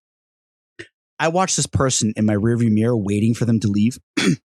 I put it on time lapse. I watched them go around this thing like 40 times. I'm like, what are you doing? Like, and literally they walked around it and you could see on the time lapse, like the sun just going down and it's getting dark. And I just went home. This person, listen, they probably like were maybe autistic or something. And I'm like, what? Just walking around like just around this monument while the ducks are just sitting in there waiting for me to catch them. Like, how dare this person? Mm-hmm. But like, just like, and my buddy, my sponsor, Phil, like he just pulls his bird out like behind like a Home Depot. There's like a dumpster. There's no one around. And he catches a duck and then just like some random person just like appears out of nowhere. Just like there. It's like a highway on one side, an industrial park, and then like a parking lot. And like a person is there just walking. Yeah. It's ridiculous. I wave to everybody and they just look at me like I'm a weirdo. I'm like, all right, keep walking. You know what I mean? Yeah. It's ridiculous. So I moved from northern New Jersey, which is like one of the most densely populated places on the earth, supposedly. And I moved up out of there to like southern New York. And it's a lot more spread out here. It's nice, but I still deal with that stuff. So what you're describing sounds like heaven on earth. I'm just biding my time. But like Aaron was like, like what I was telling Aaron, there's some downfalls to it, like the food sucks. We have like a Subway and like gas station food and they're made of salt, like it's bad. And Dude, I got a funny story about that. First time I ever went out west was with some guys from Massachusetts. And I asked him, I was like, is there anything like good, like regional food out here, And he goes, yeah, Subway. It's cultural, don't. Yeah. I was thinking like some good steak or something like that, or some barbecue, but he's like, no, all they eat out here is Subway. Subway. Yeah, that's one thing I'll say about my area is me and my wife, since we moved here, we made like a hobby on date night of trying every single restaurant. Every single restaurant in this area is like out of control good, like insanely good. And there's a lot of competition. So like if they don't produce, and a lot of snobby people around here. Mm-hmm. So if you don't produce like insanely good food, like you're done. Like no one's going to your restaurant again. Yep. So, and that you can do that. What you're saying, hit all the restaurants in a weekend out here. That's all you got. And so whenever we travel, we get pumped, and we go to the like hour and a half away to hit up the Walmart or something. They got a Taco Bell there, man. That's amazing. I get so excited over something simple like that. Yeah. But then if I ever go visit buddies, like me and one of the guys here, Yubi, we get super pumped about going and getting some good food down in New Mexico. It's amazing. I love UB personally. He's the man. He's awesome. He's a great guy. Him and Sladen, they're great. They're awesome. They're a lot of fun. Yeah. Dude, so I've been following along with you for many years now. So it looks like you're doing a lot of varmint stuff with you got your daughter involved now? Oh yeah, she's a killer, man. Oh, she's a killer. If there's a shovel down, she's going to pick it up and try and, help dig. Yeah. And she'll crack them over the head with a shovel too. Watch the dog. She's coming, and I got videos that I can't share on social media. She just turned 6 a little while ago, so she's not 6.5 yet. But I got videos that I can't post on social media. I'm trying to do the whole family brand thing, but she's like, "Oh, let me kill it. Let me kill it. I'll break its head." She's got a little shovel going. I'm like, I've never encouraged it either. I just go, and she's just decided her own level of participation, and she will take a shovel from me if you're not digging. I got buddies, and we're all trying to get to the badger really quick. And if they take a break and she'll take it from them, try and get in there. No fear. I love that. That's awesome. Wants to make a jacket school for the puppies out of the last badger we caught. She's a lot of fun. She likes to run with the beagles, and has a lot of fun with the sighthounds, and goes duck hunting with us a lot, and dove hunting, and she gets involved in all of it. Now, like I said, that's why I kind of backed off the line of bear hunting, just because it's a lot of sitting in the truck until you find a track, and then it's a lot of fun, But she's a blast. What age? Because I'm kind of working on this. My son's about to turn 5 in November, and if I got to do a baggie, you know what I mean, in the yard, I don't necessarily know. You know what I mean? I'm not an expert on parenting. Get it. Show it to him, man. Don't hide him from that, man. I don't necessarily. I tell my wife, she's decapitated ducks by the time she was 4. Okay, all right. Herself, right. I just don't want to. That's nothing to be ashamed of. I agree, man. I agree 100%. I'm just I don't want a switch to go off in his brain. Aaron's a psychologist, right? So I don't want a switch to go off in his brain, and then all of a sudden he's just I like to kill things, and then I got to deal with that now. It's not the same. My dogs kill things all day. They'd never dream of biting a human, and that's an animal. That's a dog. My daughter can tell the difference. Human people are different. But animals, man, we're made here to hunt the world. I'm a predator. Everything in this house likes to hunt. And if it doesn't, I will find them a nice couch. Amen. Yes, I agree. Yeah, no, because I got him, and my wife is because she, I mentioned earlier, she's a city, so the rabbit, she, the bird grabs the rabbit, it's squealing, and he's kind of standing there looking, and I'm like, Leo, it's okay. I'm this is just nature, it's just nature. And then my wife was well, do you really think he should see that? And I'm he's fine. But then in the back of my head, I'm am I doing something wrong? Am I exposing him too early? Because I wasn't raised like that. My dad was a bus driver. My mom was a nurse. I got into hunting completely separate from my family, and it overtook my life, me and my older brother. And so I don't see any problem with it. I don't know when it's the right time. He comes to the field with me all the time. He loves coming out with me and beating brush and running around and burning off energy. But yeah, okay, all right. I think it's just anything could be done the wrong way. Right. Gun in the wrong hands is bad. An e-collar in the wrong hands is bad. All these different things are bad. Don't focus on the blood and gore, of course, but no, that's not why none of us are here. We caught it. Now we're gonna, that's this, and it becomes a science project the whole time. We catch the rabbit. All right, now we're gonna gut it. Okay, that's the guts. What are those? Okay, that's where the poop is. Food goes in, it goes through here. And then it comes out. This is the stomach. And then the seed. Now they're the little pellets. It looks just like the bunny poop. Get rid of that. Then they're wanting to see the insides. Okay, well, here's the heart. This is what pushes the blood through your body. And and then she's teaching all the kids in school about anatomy. And how things go. So that's great. And then we eat it. We'll go out and pop a dove, and it'll be on the plate in an hour. A few doves. Yeah. And she'll process everything, and cook it and eat it and know what this is food. We're going grocery shopping. It's the same as plucking berries. It's just, there's a little blood involved. That's great. But your area is a little different than my area. And I feel if my son was teaching the kids at school, I'd have the cops at my Right, Aaron? Right? Yeah. It's He'd be nuts, sitting in though, my man. office for sure. Yeah. They'd send them right to Aaron's office, and Aaron would be like, "So, what made you want to talk about killing animals?" Yeah, no, I agree. I agree with you, Chad. Believe me, I'm on your side on this one. I just, I get a little pushback from the from the city people that live in my household.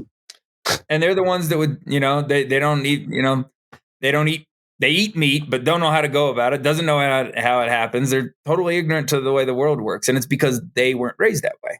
Like, you have to either become a hunter or be raised with a hunter or something like that, or a farmer or rancher, and that does it. So I don't hyperfixate it. It's just a part of life. It's like time to go get ducks. We're going to eat some ducks. Let's go out there. We got some ducks. Now what do? Well, we got to kill them. All right. Well, how are we going to kill them? Well, this is the way that hurts them the least. I'm not going to pluck all their feathers out and make them hurt. So I'm going to remove their head, and then they go to sleep. They don't feel pain anymore. And now we turn this into food. So it's great. I don't hide it from them at all, but just focus on the good things. Yeah, that's good. I'm going to take that to heart and implement that. Yeah, I already am, but yeah. Mm-hmm. Now I have a little more oomph now. Yeah, man. Let's go. And I have to hear things sometimes too, but there's nothing wrong with it. When you're going after these badgers, what dogs are you using? It all depends. Back when I had the terriers, that was good, but American badger are not like European badger. They're different. Like a lot of the European badger sets, they've been hunting those sets for generations. Like forever.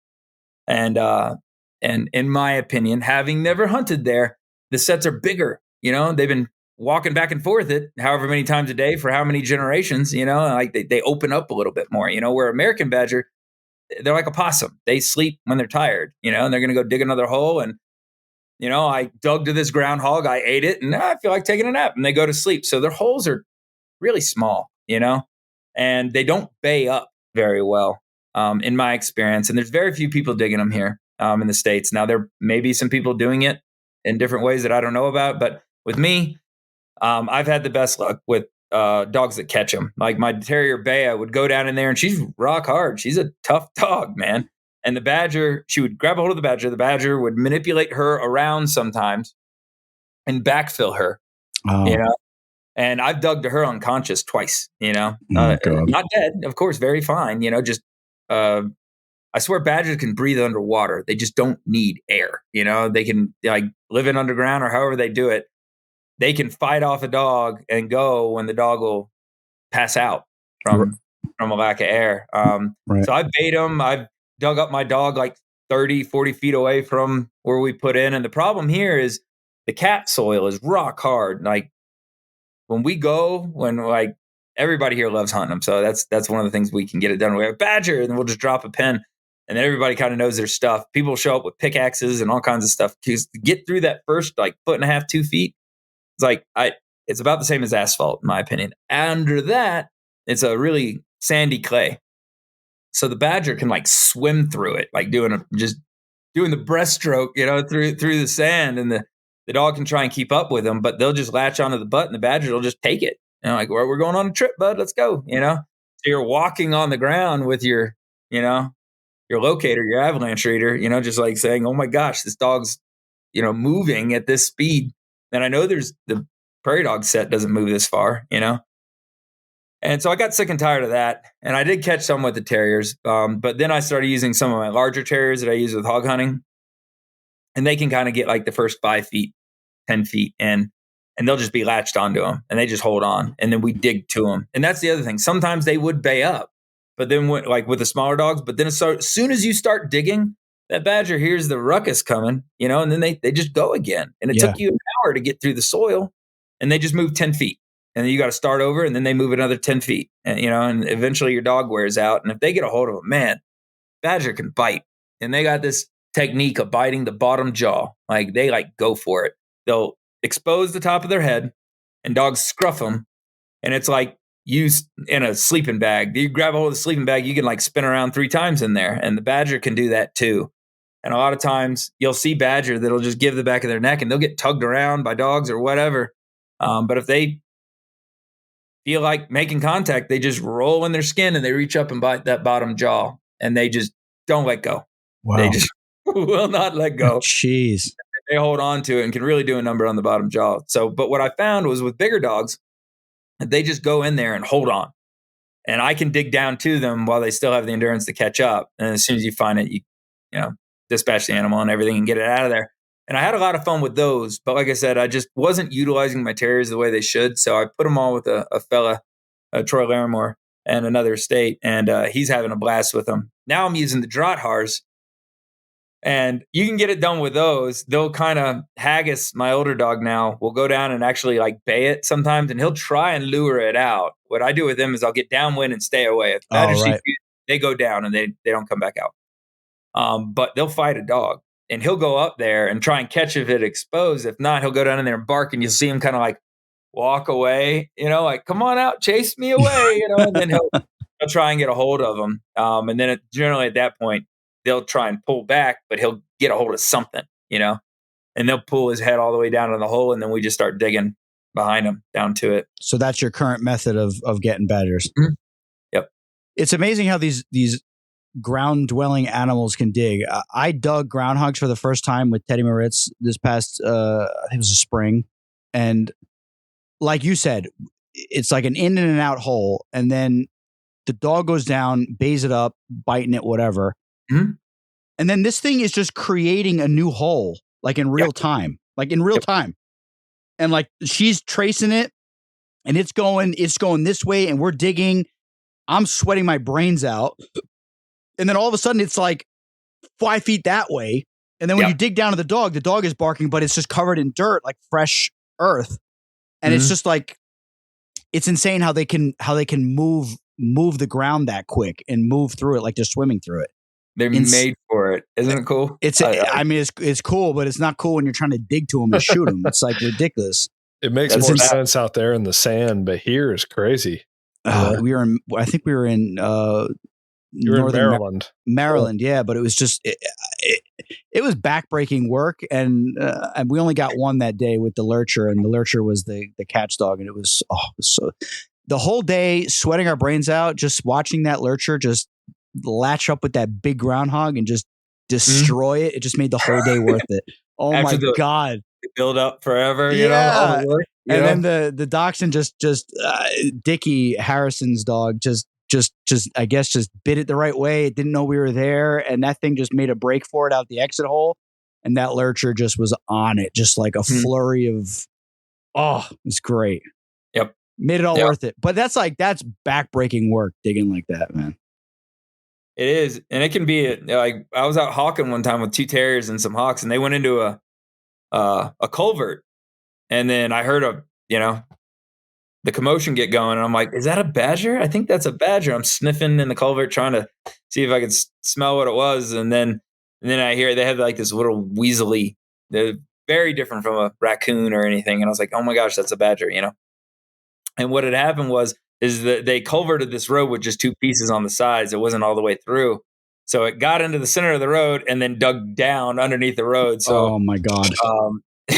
Oh shit. It could be a nightmare. And I didn't have a gun. I didn't have anybody else with me. I got the birds back in the truck and was trying to figure out what I was going to do. And then they all decided to come out together. Thank God, Yeah. And I had an axe handle in the back of the truck to make that happen, but I was terrified. One of my dogs kind of got chewed up on that one just because they were in there so long, and I had no way of getting through the topsoil, especially a dirt road, a graded road. Yeah.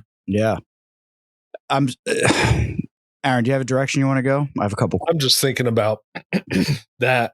I had a incident in Kansas where dogs went after a rabbit under a shed that was made out of like steel plate, like a fabricated shed made by a welder, not like a Home Depot, Lowe's type of shed. And there was no getting into the shed. The floor was steel plate, the walls, everything. And they got into a skunk underneath, and it blinded them, and they didn't know how to get out. And that's dangerous. To your point earlier, we were out in the middle of nowhere, and I wasn't really prepared for that. I didn't even have a shovel. Mm-hmm. So unacceptable. Yeah, well, lesson learned. I've always got a shovel now.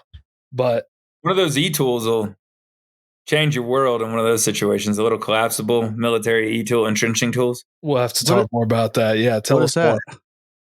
It's a foldable shovel. Are you talking about the little old school military shovels?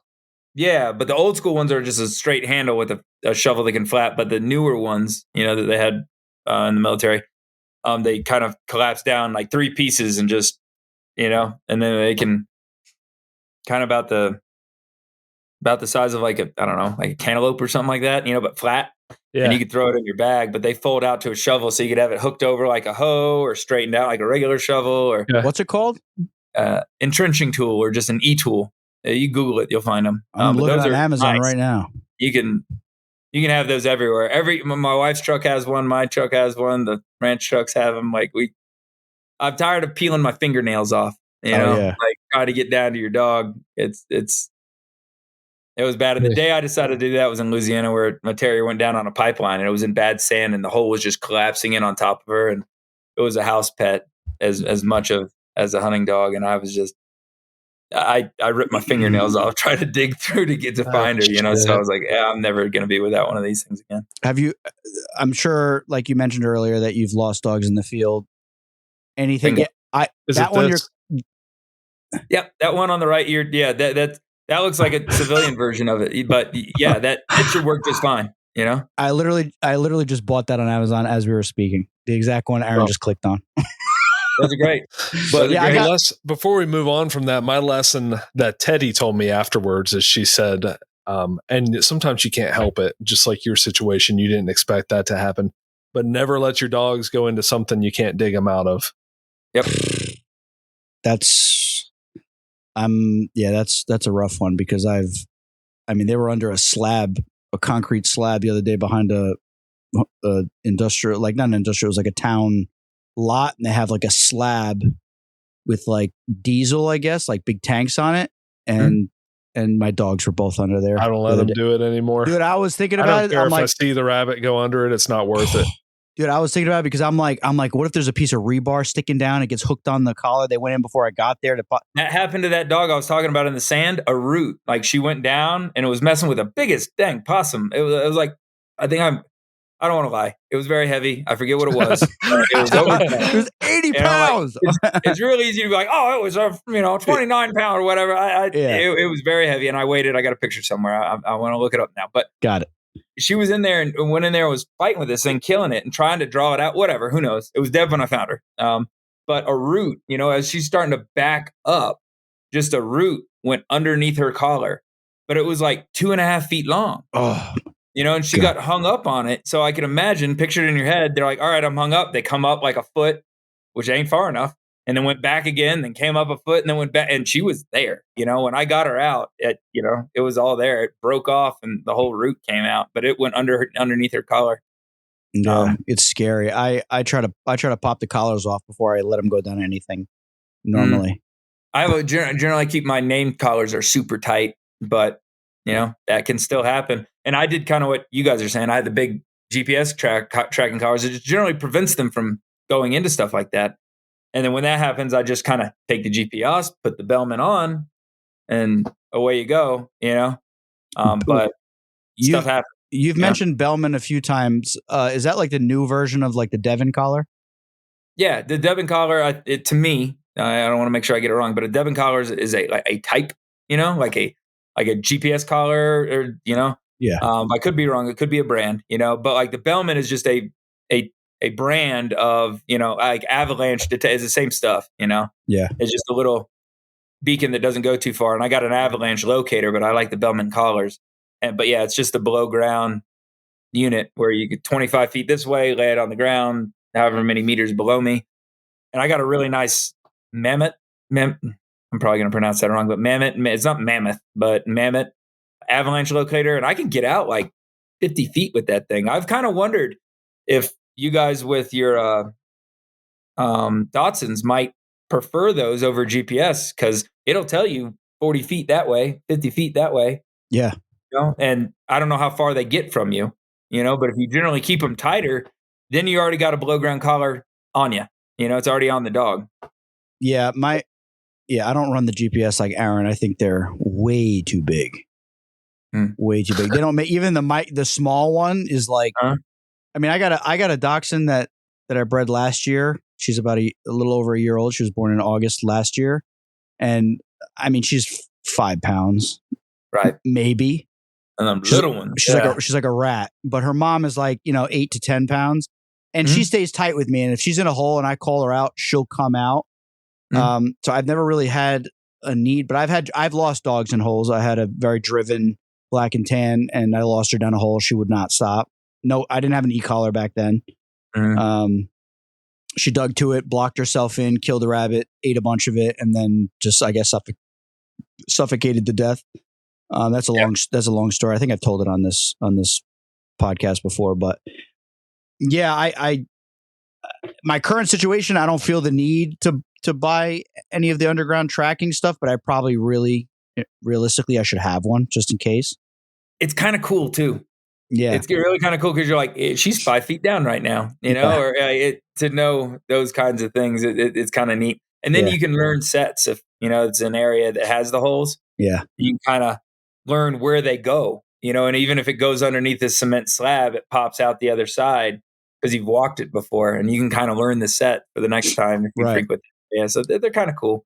But it is another piece of equipment on there. I know they got the ferret locators that are really, really tiny. Yeah. The Bellmans are, I don't know, if you took like a AA battery and then added another half AA battery to it and then sandwiched that up against the neck, that's about the size of them. And there's nothing to snag on it except for the collar itself goes on with a magnet.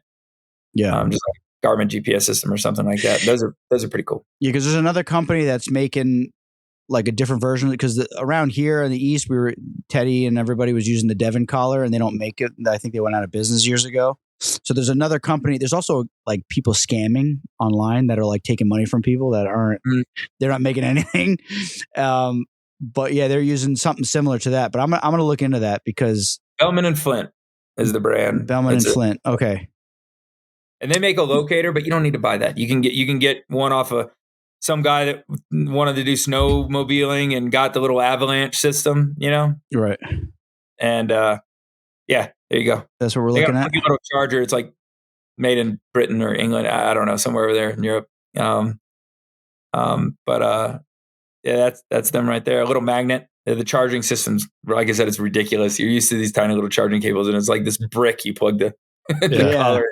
Like DeWalt drill or something. Yeah, but the battery lasts forever too. Oh, that's good. Yeah, that's good. That's really good. I mean, I do tons and tons and tons of hole work, but I like I said, Ginger she's extremely driven, but she respects me. If I call her name in the hole, she's coming out. That's cool. You know what I mean? Which is good, but it still doesn't make her, invincible from getting snagged on a root or something like that. But I keep shovels and stuff in the truck, and Teddy always says that if the dog should not go down the hole unless it has some sort of a tracker on it underground, so you can see where the dog is exactly. But I'm just a whole nother person. You just don't love your when dog. I have one on, I'm like, it's okay. Don't worry about it. I'm going to head back to the truck and get a soda. I'll be back. Yeah. And if I don't have one, I'm just like, oh my God, somebody's digging right now. I'm taking a break. You're digging next. You're spot on with that. That's how I feel about the GPS collars. I'm just like, my biggest fear is a coyote snatching one of my dogs. Yeah. And that takes a lot of that fear away, is when I can see where they're at. Mm-hmm. At least you can do something, That's my biggest fear that goes through my mind every single time I'm in the field. That's my biggest fear, is a coyote grabbing my dog and running off with her. They can carry them, Oh yeah. Oh yeah. What instilled that in me was my dog Arwen. Her dad was disappeared in the field, and they figure it was probably a coyote. Yeah. Never saw him again. He had no collar on, nothing. He just disappeared one day while they were out hunting. Oh God. Yeah. Like Sean told that story of his Patterdale just getting killed right in front of his face, 30 feet away. And the coyote just picked that thing up, big muscled up Patterdale, and just shot it off with it in its mouth. Yeah. Like it was a chew toy, like it was nothing. Like a dachshund is dog. It's just a kryptonite for the little dogs, man. Like my little yags would dance around 300-pound pigs. They'd be underneath them, just biting them underneath. And, they do everything. And then like somebody's 40-pound Catahoula would come up and just bite the heck out of her, or a coyote or something like that. I'm like, how can they deal with bear and lion and, hogs and all this stuff, but a slightly bigger dog? It's just their kryptonite, man. There's not much to do for it. Yeah, it's scary. Do you ever hunt those, Chad? What's that? Coyotes? Yeah. Did you do it with the dogs? I had a bunch of buddies back in Louisiana that ran them with foxhounds, and that was a blast because they'll get them behind them and push them, and you can kind of hear where they're going. Like they got a GPS on them. With a pack of them dogs, you can hear them coming, and you learn the routes that they run. They'll surprise you a lot of times. But like sometimes you can see them drop into a draw or like a ridge or something like that, and you go get out in front of them on the road. And the whole deal was, everybody could get over there and everybody could show up. But as soon as you did, you pulled off the road to the sound of the dogs, and nobody could shoot until the dog crossed the road. And then it was Vietnam, man. It was a lot of fun. It was a whole lot of fun. Same with deer. Same with white-tailed deer, running them with deer dogs. That's running deer with dogs is for me, that's alien, because nobody does that. Anyway. I think there's only 7 states in the nation that allow it still. I'm pretty sure you can do it here, but Aaron, it's got to be in eastern North Carolina. Aaron, you could do so much in your state that you're not doing, and it drives me nuts. Was what time, dude? Was what time? Let's cull some dogs and make some time. Like I live in the worst part of the state to do this because I don't have bear here. You'd have to go to the mountains or the coast for bear, and then if you wanted to run deer with dogs, if I'm correct, you got to do it's like east of a highway here. You got to get out to eastern North Carolina to do it. So it's like I'm in the middle of the state. I'm hours away from any of this stuff. Any of the fun stuff. I could barely fly my goshawk after work. Yeah, you're gonna go run deer with hounds. Or something. What the hell? Hounds take some time. You can do the decoy dog stuff. Is a whole lot of fun. Oh, dude, I am interested in that. I'm very interested in that. Do you do that? I'm assuming you have, right? I've gone with people that have. I gone with Seth Simpson once or twice, who's a rock star in that field, and a guy that started working for us here, Flynn Yost. He's got some dogs that he got from Seth that do that. And walk us through that. Like we know nothing about it. Just tell us what decoy dogs are. Okay. Disclaimer, I've only been with people to do it. I don't do it myself. But the idea is during certain seasons, the coyotes are highly territorial, and they try and drive off other dogs. And in those situations, you can call and kind of get them coming in. And then when the coyotes see the dog there, again, during certain seasons, and they got pups on the ground, young, or like leading up to, they want to get rid of that dog. But they kind of tell the humans there, but they want to drive them off. So at that point, you could sick your dog on them. The dog is going to go out there and start, barking at the coyotes and everything. And the coyote's going to kind of run away, like come back into the bushes because you set this up in an open area so you have a good shot. And then you tone your dog, and your dog's going to turn around and start running back like, oh, scary, and the coyotes will come up behind him like, that's right, you never come back. And then the dog comes all the way up to you and you go, get back out there, get him, and he'll go out there and harass them a little bit more, and they'll kind of go give and take, and then you tone them, and it'll just draw that coyote right into you, And I've seen videos. I haven't ever had them this close. I've had them, fairly close. But like they'll run over top of your lap.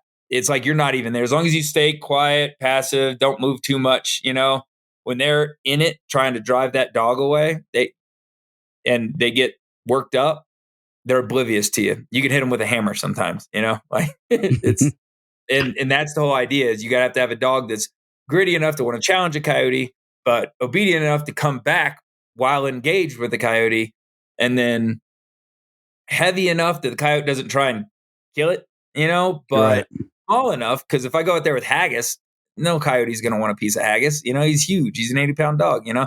So it's like this perfect little, and like I said, some of these guys that are way into it have like optimized every aspect of it that, some of the more subtle aspects that are maybe missing, but that's it. You want the dog to go out, find them, harass them, and then they're going to try and drive them off. And then, then it's a cat and mouse back and forth until if you do it right, they can be sitting in your lap. Now, do people slip dogs on them like to kill them at that point?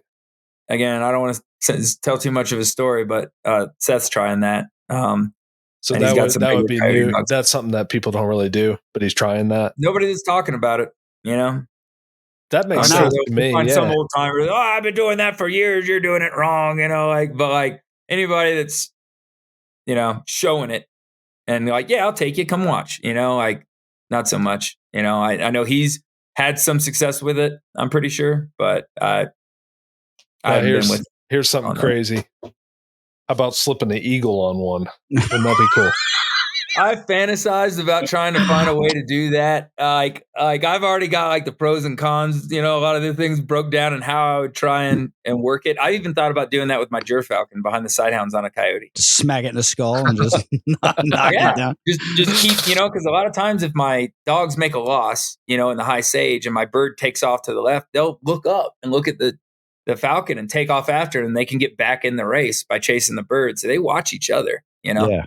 And I always joked about if I slipped the falcon from the truck, you know, and it continued to just take little stoops at the coyote, my dogs are coming, then it'll run. And it's hard to run in a straight line with something cracking you in the back of the head, and then the dogs would overtake it. So I always joked about, okay, well, if I always reinforced off the base of the tail, you know what I'm saying, the root of the tail or something like that, that'd keep her out of the business end, you know, and all the coyote dogs up on the throat and chest, you know, and that's what's cool about a throat dog. I'm sure Seth talked about it. If you got one good throat dog, they're not even the ones that are going to dispatch it, but they control the head, and everybody's safe after a throat dog's on, you know, and then the dogs on the chest are what put it out pretty dang quick too. But if I always reinforced the bird and did you know, lure sessions with a, you know, lure machine and everything, but always had the bait tied to the root of the tail, then she'd be out of the business end. But my luck, she'd end up binding to it, and the coyote would turn back and double back, yeah. Off the tail, you know. You're trying to train her to go after the asshole of the coyote. Stay out of the way where the dogs are going to be biting, you know. But then the coyote, if she gets there first and actually binds to it rather than slapping it, then she's exposed. She's in a bad way. So, kind of thought the same with the coyotes' balls. Do coyotes' balls drop? They got it, they're there, but they're tiny. They're teeny little balls, not like big old swanging pound dog balls. No. But they learn to pop them off. I'm sure they'll find them. Yeah, your falcon just binds to the coyote's balls. Imagine you got a dog on your throat and a falcon on your nutsack. Oh my god! I don't know how to do it safely. You know, I've thought about it a lot. I think it'd be a blast, you know, but I don't. Dude, the eagle makes sense to me. I know it sounds a little crazy, but I mean, think you got a hooded eagle. You're sitting there. You got your dog drawing it in. It gets close. Hood comes off. Toss the eagle at it. It'd have to be the right setup. I'd love to see it. Well, you have a lot of control over it with a bait dog. Mm. Yeah, the decoy dogs. Yeah, decoy dog. Mm-hmm. Yeah. See, my idea was that the coyotes were just trying to kill the dog, and you wanted a dog that was not small enough to where they could drag it off, but small enough to where they think they could kill it. That's what I always thought decoy dog was. I'd rather them trying to drive them off. They want to fight them, you know, and if they can lure out the bushes and get a hold of them, they're okay, you know, but for the most part, you want them big enough to where they think they can fight it and beat it up and make it go away. You know, my pups are here. This is my area. Get out of here. I'm going to hurt you. And that's kind of what works best with it. If they're just trying to kill it, you're in a bad way. Yeah. And they'll tag them up. They'll pepper up their hind end, you know, coming in. So they have to be durable. And then what do you do after they kill the coyote that's driving off the dog? Do you go and find the den and then throw a grenade in there, or what do you do? No, well, just like lion hounds. Vietnam. Lions, crawl in there with a 45, 1911 head first. I think they want to keep them around. You know, a lot of guys that hunt. You know, I hunted lions for years. I've only shot 2. You know. Yeah, right on the wall there. Beautiful. Hundreds. You know, I want them around. I want to tree them again tomorrow, maybe. You know. Yeah. So I think they manage that. They don't. Yeah, I think they don't. I think they would do it. I've pulled coyotes with my terriers before on accident. Well, I wasn't looking for it, and then it happened. I was like, yeah, let's do this. You know, they got a bounty on them. You know, in some states. Oh, good. Good. But John's telling us that thermal's doing a number on them now. Yeah.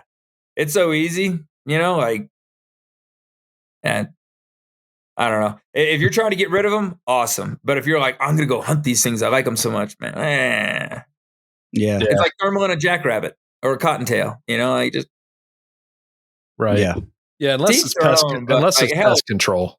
My daughter could do that right now. My 6-year-old daughter could do that right now. Calm down. You're not that cool. But if you're like trying to actually, like, hey, there's a bunch of skunks out here. I need to get rid of the skunks, or, I do game birds and the raccoons are eating all the, it's an awesome tool. But if you're like, hey, I'm a coyote hunter, I killed 200 coyotes with my thermal, I'm like, so what? Right. Yeah. Very interesting. Yeah, for me, where I'm at and the risk and the constant paranoia and anxiety I have of my dogs getting grabbed by a coyote, I wish they could just kill them all where I live. Yeah. And that's just selfish of me, obviously, but it's just that dog's yipping in the brush like 300 yards from me. I mean, I'm surprised that I don't, no. A bell? A dinner bell. I'm saying a dinner bell, basically to a dog, to a coyote. The little yappies, 100%. And when she gets too far, I start yelling because without Ginger, my whole system is going to be ruined. And then I got to start all over. Mm. I got Franny, but Franny's still learning and she doesn't open, which is irritating. He doesn't like Franny. Franny's got an attitude problem, man. She's going to get, when this North American comes out of the molt, she's going to put Franny in check so quick. Oh my God. It's going to be like, you make your head spin how fast she's going to put her in check. Because this Albitus is too lovey-dovey with the dog. She does not care unless they're sight hounds and she wants to go after them. But this North American does not, the dogs get anywhere near. I mean, this North American will catch a rabbit, jump off, tap dance on top of Ginger's head, and then fly the rabbit down and catch it again in the brush. It's like hysterical. But the Albitus just sits there and like looks at him, and Franny's grabbing it and like doesn't even know that she's, it's not going to be pretty. Let's just put it that way. It's nice having a bird that can help you train, though. I mean, oh yeah, this bird, Chad. Maybe you can help me out because we have a podcast, but I always say that we're not hosting the podcast from a position. You guys on the Houndsman XP podcast are hosting from a position of authority and understanding and experience. I have almost 20 years of falcon experience, but I don't think that I know everything. Oh heck no, none of us do. Well, some people, you know what I'm saying, Chad. People think they do, but I mean, I feel like I'm still learning, and I got this North American that just, if the dogs like we're in the field, she's bobbing, she's looking. And if the dogs come running, cross my feet on a scent or something, she's baiting at them nonstop. Oh, yeah. And as soon as they get out ahead of her, then she's bobbing again. It's just like this hyper fixation on the dogs. And I'm not 100% sure what to do about it. I've had mixed results. I've had some that I could fix. I've had some that I couldn't fix, I hunted with a female Harris I called Muffin. And I hunted her off the glove at Jackrabbits with my Yag Terrier. And if we didn't have a jackrabbit flush in the next little, she was going to go grab a hold of the thing. And I tried every trick that I'm about to share that you most likely already know about. Everything in the world. Mush her off, grab her head, hold on to her head, like not hurt her, but like they don't want to hold what they want then, and I'd grab her grab her head, she'd let go of the dog, she goes back up on the glove. The next time we flush, boom, we got it, and there's just nothing for it, Right. Now doing that with a goss is going to be different. I fixed red tails that way. That just wanted to catch the dogs whenever it saw them, and then it graduated to, as long as you didn't pick the dog up. If you pick the dog up, the game was over. It's going to get caught. Right. Yeah. But with her, I fixed it that way. Just hooding, like hand hooding. So I'd do that. I'd grab the jesses so it couldn't get away from me, and I'd just hand hood the bird, and it'd immediately try and like rake my hand off.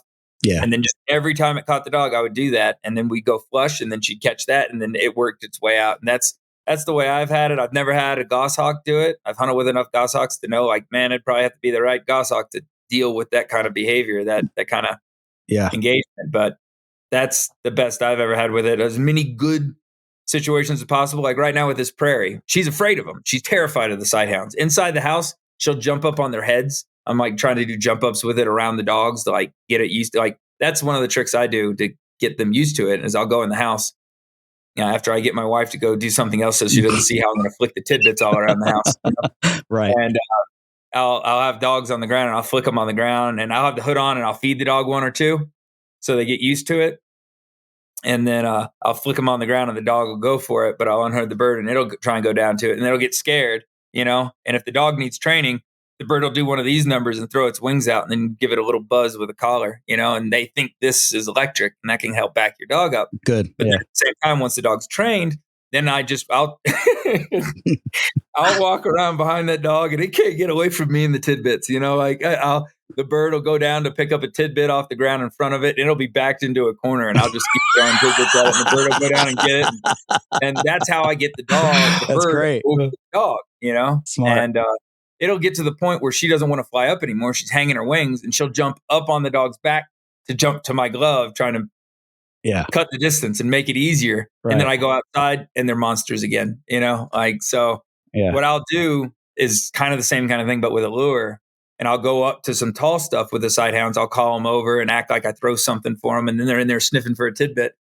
And then we'll get up to the edge. And right as they're about to come out, I'll throw like the rabbit lure out in front of them. So it comes out in front of them and they'll hit it. And my thought is that they'll kind of make the connection that the lure is always produced over top of the dogs when they're working around in the bushes. And my hope is that that'll be the groundwork. So they'll be looking for it and then they'll start seeing the dogs produce game. And I'm thinking their best chance of not wanting to target the dog is wanting the dog to, they know the dog's going to produce the game. So if they see it, they're always producing out there, they'll never make the connection. But if you can get it right there in front of them and know that the dog really helps out, that really works out with pointers a lot, Yeah. But that's good advice. That's great advice. Yeah, she's not trying to bind to the dog. She just will fly down and tippy tap on top of their head. And part of it, I think, is I tried something new with this bird. I tried hand feeding. You ever done that? I haven't, but I've handled birds that have been. Yeah, I hand fed this goshawk from start to finish. And I think what happened was, and I was kind of warned about it and I didn't follow through with it, was if you're hand feeding, you want to keep the dogs away until the entering process because they'll view the dogs as siblings. And I think that might be what happened. That makes sense. Whenever they get near, she's like, get away, But as soon as, my bird, when Ginger opens, this North American will leave my glove, like just to get where she'll start baiting at the noise. Yeah. But if they run right underneath her or near her on a kill or the lure, it's it's a shit show. Yeah, and it's just driving off. This is my space. You're in my bubble. Get away. Yes. Yeah. The only time my goss will hit the dogs is if she's on the glove or on a kill. Otherwise, when she's up in the trees, she's not worried about them. But for some reason, if she's sitting on the glove and a dog walks underneath, boom, just like Ginger. Yeah, Ginger got hooked up in Jersey. Oh, yeah. You witnessed that. Poor Ginger. Yeah, that happens all the time. She's pretty much used to it at this point because she's not getting bound to. I had a red tail that would try to kill her, like full force, smashed into the ground to the face. And like you were saying, Chad, when I would pick Ginger up and I'd start running back to the truck, the red tail is like smacking me, trying to, and I'm shielding her like a running back, trying to get to the end zone. Trying to get back You're carrying is what they see. They're like, yeah. He's like, you got something there. Give me that. And poor Ginger, But she's not even she gets nailed by the goss and the little tap dance ensues. And then as soon as it's over, I get the bird back on the glove. Then Ginger's back in the brush looking for the rabbit. She's not. She deals. She tolerates it. She doesn't tolerate if they're trying to kill her. She'll be traumatized for weeks. So that red tail, if she got nailed in the head and bound to, it would be 2 weeks before she'd come out from under the truck. I'd be in there beating brush and she'd be under the truck. Yeah. That's rough. She's hard in certain senses, but she's not hard. You know what I mean? There's hardness and stuff. She's not hard like that. Right. Which is I've seen dogs that they'll take whatever you give them and they'll just keep going. Chad, great question. Hold on. I got to ask this question because me and Aaron have talked about this on the show many times and I want your opinion because I would definitely say you have more experience than all of us. Male dogs versus female dogs. Is there a difference in hardness? Go. Of course. Really? I like female dogs for everything but there it is, catch it, kill it. I think they're more single-minded. But when they're coming out, they're not trying to pee on other bushes and this and that, you know? Right. They, I think they can hunt every bit as long. They can bay as well. They can track. They can this. They can, they get everything. But when it comes down to, there it is, kill it. Like with a staghound, for example, or a catch dog, or even a personal protection dog with bite work. I don't think their females are weak or inferior. Males just lend themselves to it faster. They want to fight. They're generally stronger. They have a larger head. They can bite harder. They're just, so even if you take the mindset out of it, a lot of times the males are just better equipped to inflict more damage or be harder. Now if it's just specifically how much damage they can endure and still like step forward kind of thing, I think the lines would get a little bit closer, to where almost it's like a non-factor. Okay. But like when I think of hardness, I guess it could be, a dog gets caught out in the bushes with 2 coyotes. What's going to have a better chance of getting away from it? I think males, they're just better equipped. Head size alone, bite pressure right alone. So okay. So Casey, I guess you have to break that question down a little bit more. What part? We're going to get canceled for that whole statement, Chad. Talk about males. Right? Talking about males and females. No, Okay. no. I just noticed that. Like male dogs. What about gender neutral dogs? Yeah, what about non-binary dog? Can you talk about that? No, absolutely not. yeah. No, I just noticed that like I've out of all the dogs I've seen that could just get drilled into the ground and then just shake it off and literally just go right back to hunting. I've noticed more male dogs can handle that, and some female dogs will be more like tail tucked, running back to your feet, and kind of take a little time to get back in the groove of things. I personally know. I only and that's the other problem is like I only run bitches, so I don't know. I never ran a male, so I've never really had that. But just from what I've seen in the field, it seems like the male can get smashed in the face, get the bird off, and then they just go right back to hunting. When the female is more likely to like run back to the truck or like try to hide for an hour. All right, I got a great video that is on social media of one of my Harris Hawks bound to my Yag Terrier's head. And she's checking holes, and I call her over here to check this hole, and then she's just packing the little Harris Hawk around, and it's holding onto her head. She's still checking holes, not sitting on her head. It's bound. It's clamped. One of them's a little loose. I think it's like on the collar, but the other one's definitely wadded up in her head, 100%. Okay, and that was a male dog or a female dog? Female. Okay, interesting. A soft yag is different than a soft dachshund, I would say. It's a little bit of a different. And I've heard through the grapevine that you ran some pretty large, on the larger end, yag terriers. I like standard and I like my big ones. I like both of them. Where do the big ones come from? The bloodline goes way back to a guy named Scott Alls with Dixieland. Now there's some Dixie Doggers now, and they have their own thing going, and they have some dogs from them too. And he's a great fellow. He's a great dogs, but these dogs go way back to Scott Alls. And I got them from out of his genetics like more than 20 years ago. And then he had them for 30 years before I even touched them. So I was standing on the shoulders of giants, so to speak. Right. So I didn't make the large yags. He had them, made them themselves. I just tried not to mess it up too much. And he used them for hog hunting, where a little bit of extra leg really helped out, Yeah. And that's why. And then I just kind of maintained those. But I also have standard dogs, like Bea was a 14-pound, 14-inch Yag Terrier, Okay. It's a lot of dog right there. Yeah. They're a lot of fun. And then Missy was a 30-pound dog, Okay. So, with the larger stuff was generally like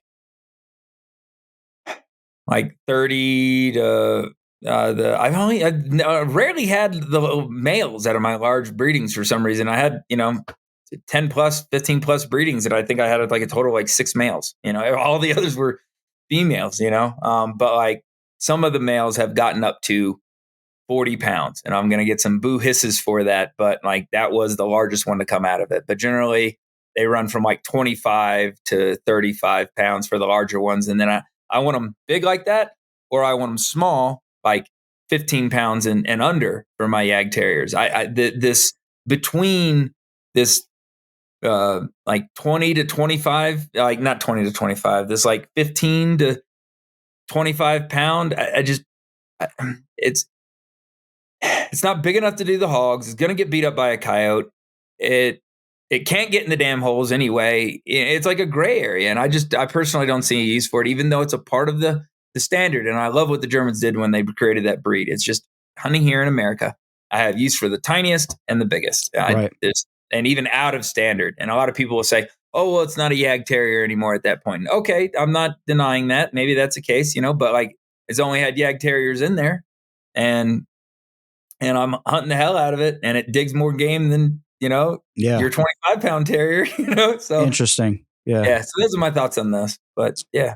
Our previous episode that we had Mike Radford, and I don't know if you know Mike. Mike, he kind of like, and I've seen the dogs run, and they're absolutely phenomenal scenting dogs and trailing hounds. And he crossed Yag into Beagle. I got one here. You like them? Because is it from him? No, somebody else. I've seen them run, and they can trail really well. I just don't really know what the purpose was to do that, but he seems to really like it. And listen, I've seen his dogs run firsthand. He's shipped one to a friend from Jersey, and I mean that thing would run rabbits wherever the rabbit ran. I mean, it was not getting away from the dog. The dog would find it no matter where it ran. It was phenomenal. Mm-hmm. But I just didn't know, like, if you were familiar with that cross, if it's a common thing, or if it's something like that. It's not common. They're pretty cool. Yeah. I have one. I'm using it to kind of start some of these running beagles. I don't think it quite has a nose of a beagle. Okay. And then not the tenacity of the Yag. Personally, I'd rather have a Yag and a handful of beagles. And got it. That would be great. Like you don't got to mix them up. A lot of times you're not going to get the best of both worlds. I think there's a lot of scenarios where a Yag Beagle cross would be a great falconry dog, because they're going to get out and move a little bit, and they're going to trail it well enough, I generally, if I want a trailing dog, I want a level of commitment that I don't think that the Yag Beagles can produce, Okay.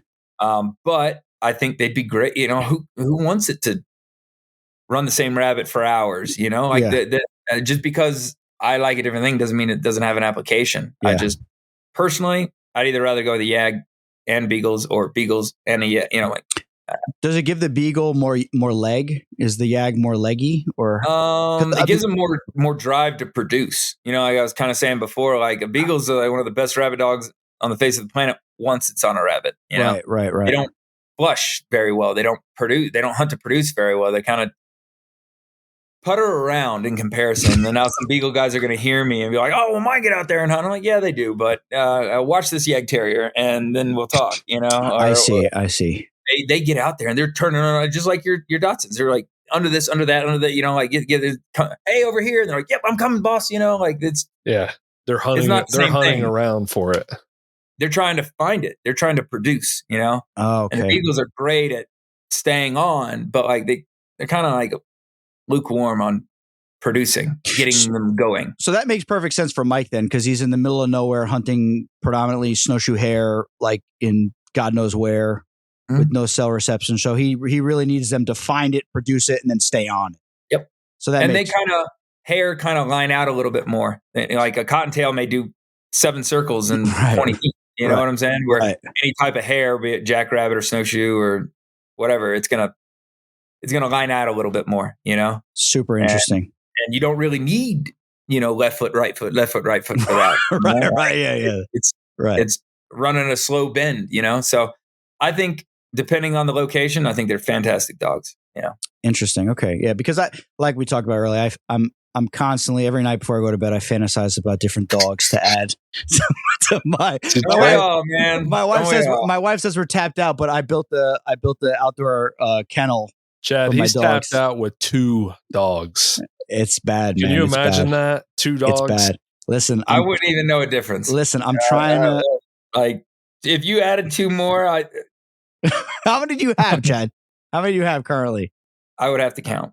If you wanna, more than 20? Less than 10? Yeah. No, I'm less than 20, more than 10. Okay. That's a lot of dogs. I can say that comfortably. That's a lot of dogs. And they're big. I've got 8 right now. I just don't keep track. I know all of them intimately. They've all been on the inside of the house. all falling asleep in the console next to me. This isn't to say I know this many, but like if somebody had 16 kids, you know, like they're gonna be like, oh, right, you know, right. like Yeah. there's a bunch, you know, and it kind of chill. works out because everybody here hunts. All the staff here, everybody hunts, you know, like, and they're taking the dogs when I'm working with these, and like everything stays busy, you know. That's So, great. So your wife is involved in all that too. Oh yeah. Oh yeah. You know, she had to kind of put it down a little bit, you know, for the younger ages of Roxy, but they got their own whippet. They're going out running dogs with, running rabbits with, and she had her own hawks back beforehand, and you know, she'd take the side hounds out, and she was a falconer as well. That helps. Yeah, that's a cheat code, I guess. Didn't start that way. Yeah. Didn't start that way. She was a New England hoity-toity type, you know, before, and never hunted anything in her life. Coming from a family that never did anything, and after she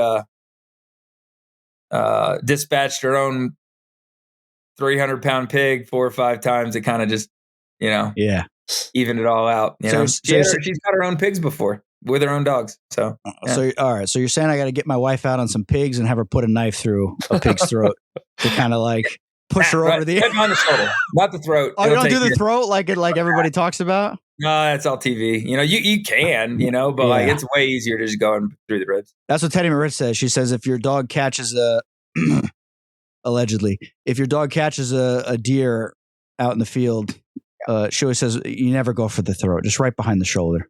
Yeah. And it'll feel like you put your hand in a 5-gallon bucket of hot water. Then that's when you know you hit the right spot. Yeah. It's coming. They're like, did I get the heart? No. If you got to ask that question, no, because it's coming. It's back on the. I want to go back on the Yog thing. Now me and Sladen, we're boys, right? So there's no tension or anything like that. But me and him have gotten to debates about this because I've seen videos of guys with Yogs that are running in on the goshawk on the jack, and they're grabbing the bird by the legs, grabbing the bird by the chest, grabbing the jack, grabbing the bird, grabbing the jack. And for me, like I'm tempted as like an arrogant person in that moment to say Yogs are not suited for falconry, but I know that that's an ignorant statement because in the right hands, obviously they're phenomenal. So yeah, I'd love to show you videos of Bea sitting on her own when she has the bells coming up over her head, and you know, she'll flush a jackrabbit, be 3 feet from it, and when my Goss's bells would come over her head, she would sit all on her own. I didn't even say a word, you know. And I would say it if she didn't, you know, but she'd do it plenty of times on her own. They are phenomenal falconry dogs, but you can't do what what a lot of the bird dog folks, you know, like the people that are sage grouse hunting and stuff like that, where the dog and the bird are like buddy, and they rub noses and all that stuff. It's different, you know, like it's a different type of hunting, and it's a different type of dog. But I will say a hard dog is safer around a falcon or a hawk than a soft dog. My dog, Bea, isn't going to go into fight or flight as soon as she's hurt. Interesting. Got it. Her confidence is up there. She doesn't. You can walk up to my daughter could walk up and poke her in the eye. She's like, "That's okay. It doesn't hurt that bad. I got another one." You know. Right. And at the same time, with a soft dog, you step on its tail and you got blood in your ankle. You know. Yeah. And they just have to 100% understand that you're in charge. And the bird's the VIP, and they get to play this game as long as they, you know, they're respectable. And once you do that, they are safer than more timid dogs. And like I said, I'd like to share the video of the Harris holding onto her head while she's checking holes. Yeah. Because she's so confident, she's not taking it personal. And because her pain tolerance is so high, she's not going into fight or flight. Got it. Yeah. They're great. But you can't treat it like another dog. It's a terrier. Okay. So you have to, all right. So my ignorant state, I don't know if I've ever made the statement publicly, but it was a thought that went through my mind. So the answer would be, if you get a Yog for falconer, you have to go about it in a certain way and prepare and kind of not like they're buddy and like the dog and the bird are equals and they're going to work together. You can't go about it like that. No, it's a VIP. You know, he's not the boss. I'm the boss, but that's a VIP. He's off limits. Don't even fart in his direction. Got it. Yeah. Okay. And I mean, it would get to the point where, like with my red tail, my Yog would get on a track, you know, down in some dewberry or something, and she's running it. The red tail would boom, punch through the dewberry and miss, you know, and the Yog would come up and go, oh, red tail. and like hop off out of the bushes, go around it, hop back up and try to take off again. Yeah. They wouldn't dream of bouncing over it or running over top of it, you know? Right. I want my dogs to, if they're within 3 feet of the thing, you'll see them the whole time. They're like, they got one eye on the bird, you know, like this is a dangerous place to be, you know, and that's the way I prefer it. And they can come in and take photos. They can do all kinds of stuff, but they're okay with it, you know, it's just different. That's excellent. Okay. That's great. That's great information, just because I'm not going to say the person's name, but I think he got one without understanding what he was getting. And it's like, it's like a shit show. It's a shit show. And steam will come out my ears. I'm like, what does that gain you? You get nothing from it. And a litany of bad things can happen. A conga line of them can come through on what nightmare can happen. You gain nothing from having your terrier and your flushing dog.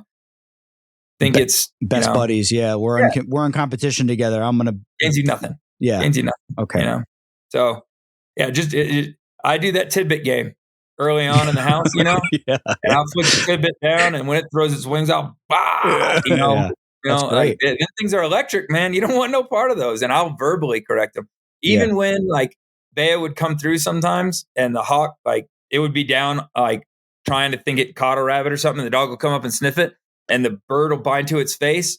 I'm correcting the dog at the same time. Yep. Double whammy. Yeah. You are wrong. You put yourself in this situation. You are wrong. You know, and so I'll be verbally correcting it, you know, and I'll get the bird off. But before I work on getting the bird off, a bad dog, you know, like that is wrong. You know, I'm sorry, you know, like they don't do it anymore, you know? That's great. No, that's super good advice. I might have to implement some of these techniques with Franny, because she's not learning. She's not learning the lesson. The thing in the house, when you flick it down, and you could set them up for failure, give them one or two. So they're like, oh yeah, these go on the ground, I can eat them, you know? And then you as long as your bird is comfortable, you need one or the other. You either need a trained dog to, help a bird out, or you need a bird to help the dog out. Right. But if you got a bird that is like not worried about the dog, flick a tidbit further away. And as she goes down to it, as she gets close, just walk her back. And you don't need to fry her. Don't do that. That's not what I'm saying. A lot of times people think I'm like, blow sparks out of time. And no, low stem, but hold it. Yeah. Hold it until they back up. Let them escape the bubble, and then pressure releases, so that they learn that that's the problem. I'm in close to the hawk. When I get distance away from the hawk, the pressure goes away. And you can just do that multiple times. Never try and teach a dog anything in 5 or 10 sessions. They learn through repetition. Okay. So I go into stuff, even with puppies, and I'll say no like 20 times before I even teach them that no is a bad thing. You know, like they'll be anticipating a no command before there's any punishment involved with it other than the word. So, and that really helps out. So when I say this, I'm not like, fry it, it's a dog. No, teach it, it's a dog, So put the tidbit when it goes, low stem until it backs out. Use your voice to get it to back out. And then they learn that verbal stimulation goes away and the e-collar stem goes away. And they quickly learn that the bubble is the problem. Yeah, that's good advice. Yeah, because I posted a video that I probably shouldn't have posted, but whatever. I'm an idiot. I don't know if you saw it. Tell me about it. What was it? Franny, the bird was completely cropped up on her lure. Franny grabbed a little, like a spinal cord of a muskrat, and carried it 2 feet away and was eating it. Then the bird is just on the ground. I'm sitting there with my glove out, trying to get her to understand to jump back up to the glove when she's done eating, which is taking a while, which is normal.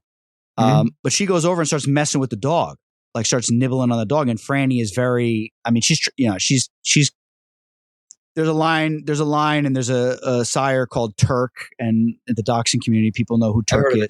So, okay. So you've even heard of the dog. So Turk is I bred Ginger with Turk's son. So Franny is Turk's granddaughter, and Turk was a psychopath. So Franny has this insane drive and aggression. And if I put her in a crate, right, she'll be licking my fingers. As soon as I shut the door, she'll bite my fucking finger through the door. She's out of her mind. Mm-hmm. I'll shock her in there. She'll run in the back corner. 2 seconds later, she's back trying to bite my finger through the door. I don't know if there's something wrong with her. I have no idea. But so anyway, so the bird goes up and starts nibbling on Franny, and Franny's chewing on her, her little treat. And this is all bad training, bad parenting, bad me. And the dog is just as the bird is nibbling on her tail, and she finally spins around on the bird and doesn't bite the bird, but spins around and kind of snaps at her, and the bird jumps back. And it was kind of like just like a funny video. But I mean, I really probably shouldn't have posted it, and I probably should have fried her for that. And I did physically discipline her. Mm-hmm. Yeah, I posted that. I probably shouldn't have posted that. But so you're saying I should probably, I mean, she's like a 4.5 pound dog. She's tiny, but I should probably start correcting that now before it gets out of hand. I was just waiting for the North American to come out of molt and then let her work her out. I do. You know your dog. You know, Yeah. the dog's not in front of me. You know, but if you can, correct that out. Possessiveness. It's bad, man. I freaking grab her like my son was throwing a frisbee around, and the bird was on a block in the yard, and Franny's there, and my son threw the frisbee, and Franny runs over to the frisbee and starts chewing on it right under the bird's feet. And then my son goes to grab the frisbee because my son's like afraid of the bird, like kind of like nervous of the bird and stuff. And so I'm like, no, the bird's fine. You can hear me in the video. And then Franny spins around on my son and tries to bite my son. And then I chased her down, scruffed her, smacked her, threw her in the crate. You know what I mean? And like the dog is just so hard-headed and stubborn. Resource guarding is a powerful. It's really bad, man. And once it's developed, it's really, really, really hard to break. Okay, so what would you recommend that I do with her? Besides, at this point, I mean, I already ruined it. I mean, I always discipline her. It's not like I let her do it and like, she's it's so cute. I always discipline it, but it's like I'm getting bit. You know what I mean? It's like she's like a little firecracker. Once it's there, man. Like odds are, it's like I don't really know, buddy. You know, call the dog and start over. Yeah, correcting the dog. No, just work around it. No, it is what it is. You know, okay. I've had a dog that they can be that way, and you can work around it. You don't have to try and correct it so she knows it's not bad. But if there's like a change, you know, like you can put the dog in a Skinner box, so to speak, and eliminate all the fun and correct this issue. But while maintaining the lifestyle that you want to have with this dog, you're going to have a hard time breaking it while doing all these fun things you still want to do with her. So just, know she's going to take things. I start with them as puppies, like at even a young age. When they're eating food, I'll stick my hand in their mouth. I pull the kibble out of their mouth. I'll grab their bottom jaw. I'll pull them away from the dog food. Yeah. You know, I'll let them get back into them, let them get riled up, and then I'll not aggressively, but I'll grab their mouth, open their mouth. I take the kibble back. And like I start at a young age just because I don't respond well to that kind of stuff at all. I don't either, but I think it developed without me really paying attention. And then now it's kind of like a habit. Yeah. Yeah. Dog aggression, once they decide they dislike a dog, and resource guarding are really hard nuts to crack. You know, you can break them off of humans really easy, but when a dog decides it hates another dog, or if it thinks that someone's going to take its whatever and it's gotten rewarded, it's been reinforced, it would be the better term for it. If it had its prize, something tried to take it, and then it, lashed out and then got to maintain it, that sinks its hooks in deep really, really fast. So I would now focus more on correcting it when you see it, but working around it more than anything else. Just know it is what it is, and that's how the dog is now.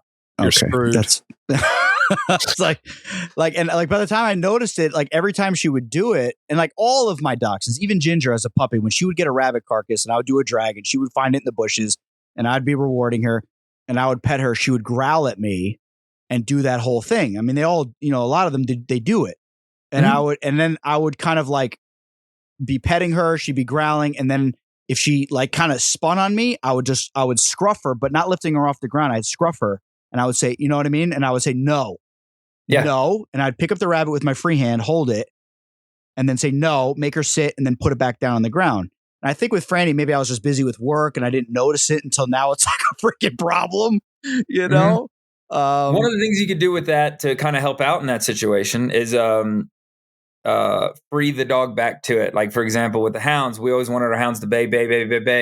And then if we were going to shoot, you could say, get back. And then like 5-6 dogs would jump back and the bear's standing there like, what the heck? And then you can, boom, you can take a shot, So you can do that in the kennels with kibble and stuff like that. So when they're eating their food, make them stop, make them get back. And then as soon as they pause, give them a sit, whatever.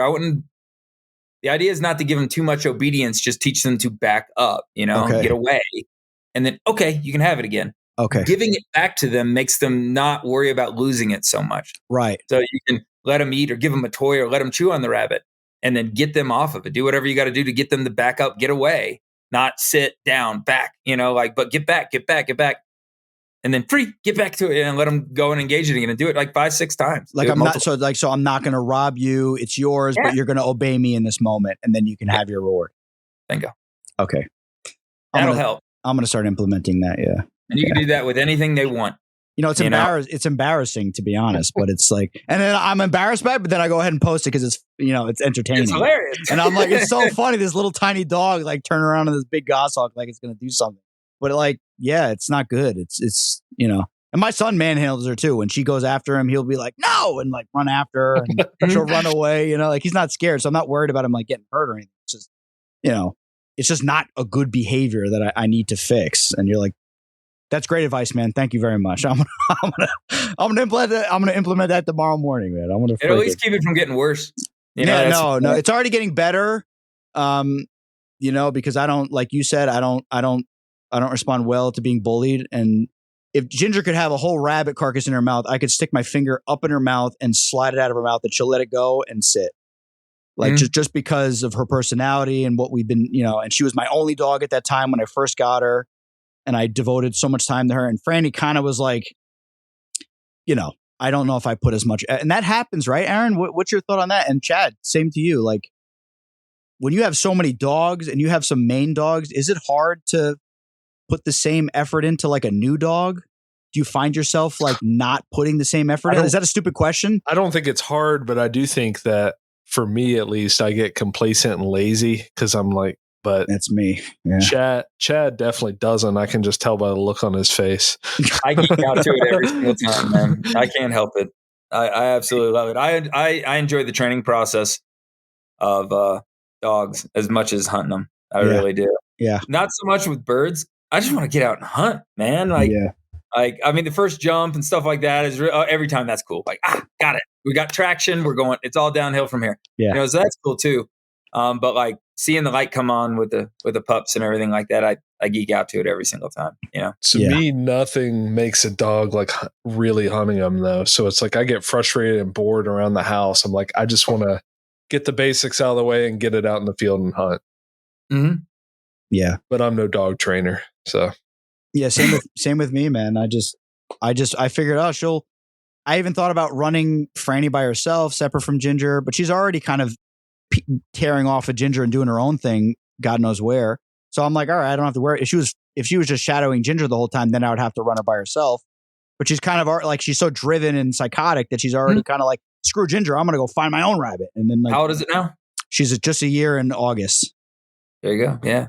They'll follow around. And if the dog's good, it's going to break off on its own. She's already broken off. You're going to ruin a dog by hunting it with a better dog or an older dog. You know, if they're going to be a follower, they're going to be a follower anyway. If it's a hunting dog, if it's a good one, one that you're going to want to have, they'll break off and do their own thing. Yeah, because I've had others in the past that when I tried entering them, they would just follow the main dog around for like, it was just getting in the way. A Me Too dog. A Me Too dog, yeah. Just a shadow dog. And I found that with my other years ago when I was entering other dogs, it was a pain in my ass, but I would put the good dog away and I would only fly my bird with the young dog and make the young dog kind of figure out what's going on and develop her own style. And then once she had her own style, then I would throw them back together and then they'd both do their own thing and it would be perfect.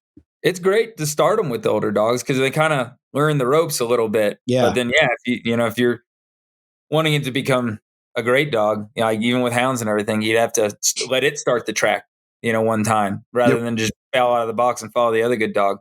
But it didn't ruin it by hunting with the good dogs for the first while. In order to finish it, you absolutely have to hunt it on its own. But some people think too much, like I can never hunt this dog with another dog. It's got to always learn how to do its own. No, let it learn from the big ones. Monkey see, monkey do for a little while. But when she's time, like now, when you're doing it, they'll definitely learn more things by going out on her own, in my opinion. That's good. That's great advice. I agree with that. Yeah, that's great. Chad, I've got another dog question. Here we go. Not a behavior question because I feel guilty asking you this because Casey owes you some money now, but yeah, for real. Thanks, Chad. Thank you. I'm curious. I'm into the sight hounds too, but I've got a whippet and a lurcher, and I'm just an absolute novice at it. But I think all the different breeds are really interesting, and I think you importing one is just the coolest thing ever. Is there anything out there that you would like to get your hands on that you don't have?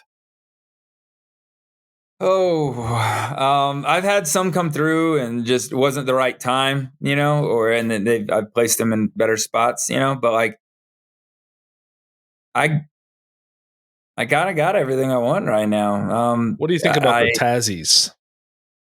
They're cool. They're good dogs. I like to focus on the rabbits and the heat tolerance and everything like that. This is a heck of a basket to go into because there's 100 different people that feel so adamant about how they're different. A lot of times in my limited experience with these things, they're very similar. But depending on where they are, they may not. I guess a Tassie in the right place would be good. But I find like when I'm putting my lure in the pond for a saluki, I'm looking for a rabbit dog, extremely heat tolerant, turning fast, thin, lighter boned. So you think that's a perfect dog. Rabbit sight hound?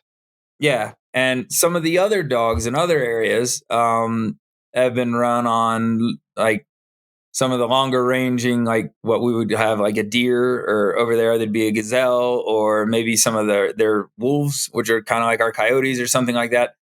And it's a different type. So I think they're great as long as it's focused. It's a rabbit dog, it's a fast, go yonder, turn sharp, rabbit dog. It doesn't need to be tough. I got tough dogs. I got tough dogs coming out my ears, Mm-hmm. But right now I'm after the speed, the endurance, and the heat tolerance. So I think they're really cool. What drove you to import one? You can't get them. What they gatekeep that breed so stinking hard. Chad calls it the whippet mafia with whippets. I found it the same way. It's hard to get whippets. Chad, I mean, Sean. Oh yeah, whippets are hard too. They're really hard, but a lot of times there isn't getting hunting whippet. You can't find a hunting whippet. Like they're kind of really hard to find. A lot of the people they race them, or they do chase bags. I bought one that the lady wasn't supposed to breed, and she supposedly had an accidental litter, and she didn't have breeding rights to it. Mm-hmm. So somehow, some way, she was able to sell them without breeding rights. But I personally don't care about them being registered. Doesn't matter to me.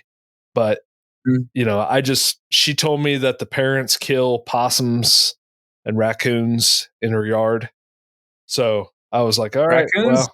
Yeah, that's pretty tough. Yeah, and I said, "All right, well, I'll give it a try." It was $800, so not very expensive for a whippet. And I got him. It was really my first experience with a sight hound. He's really sensitive about correction. He's really stupid. Fast though. I mean, there can't be a faster dog on a sprint than a whippet. Yeah, the acceleration is just top notch. From 0 to 20 yards. I mean, you would know better than I would, but I just can't imagine anything being faster than that.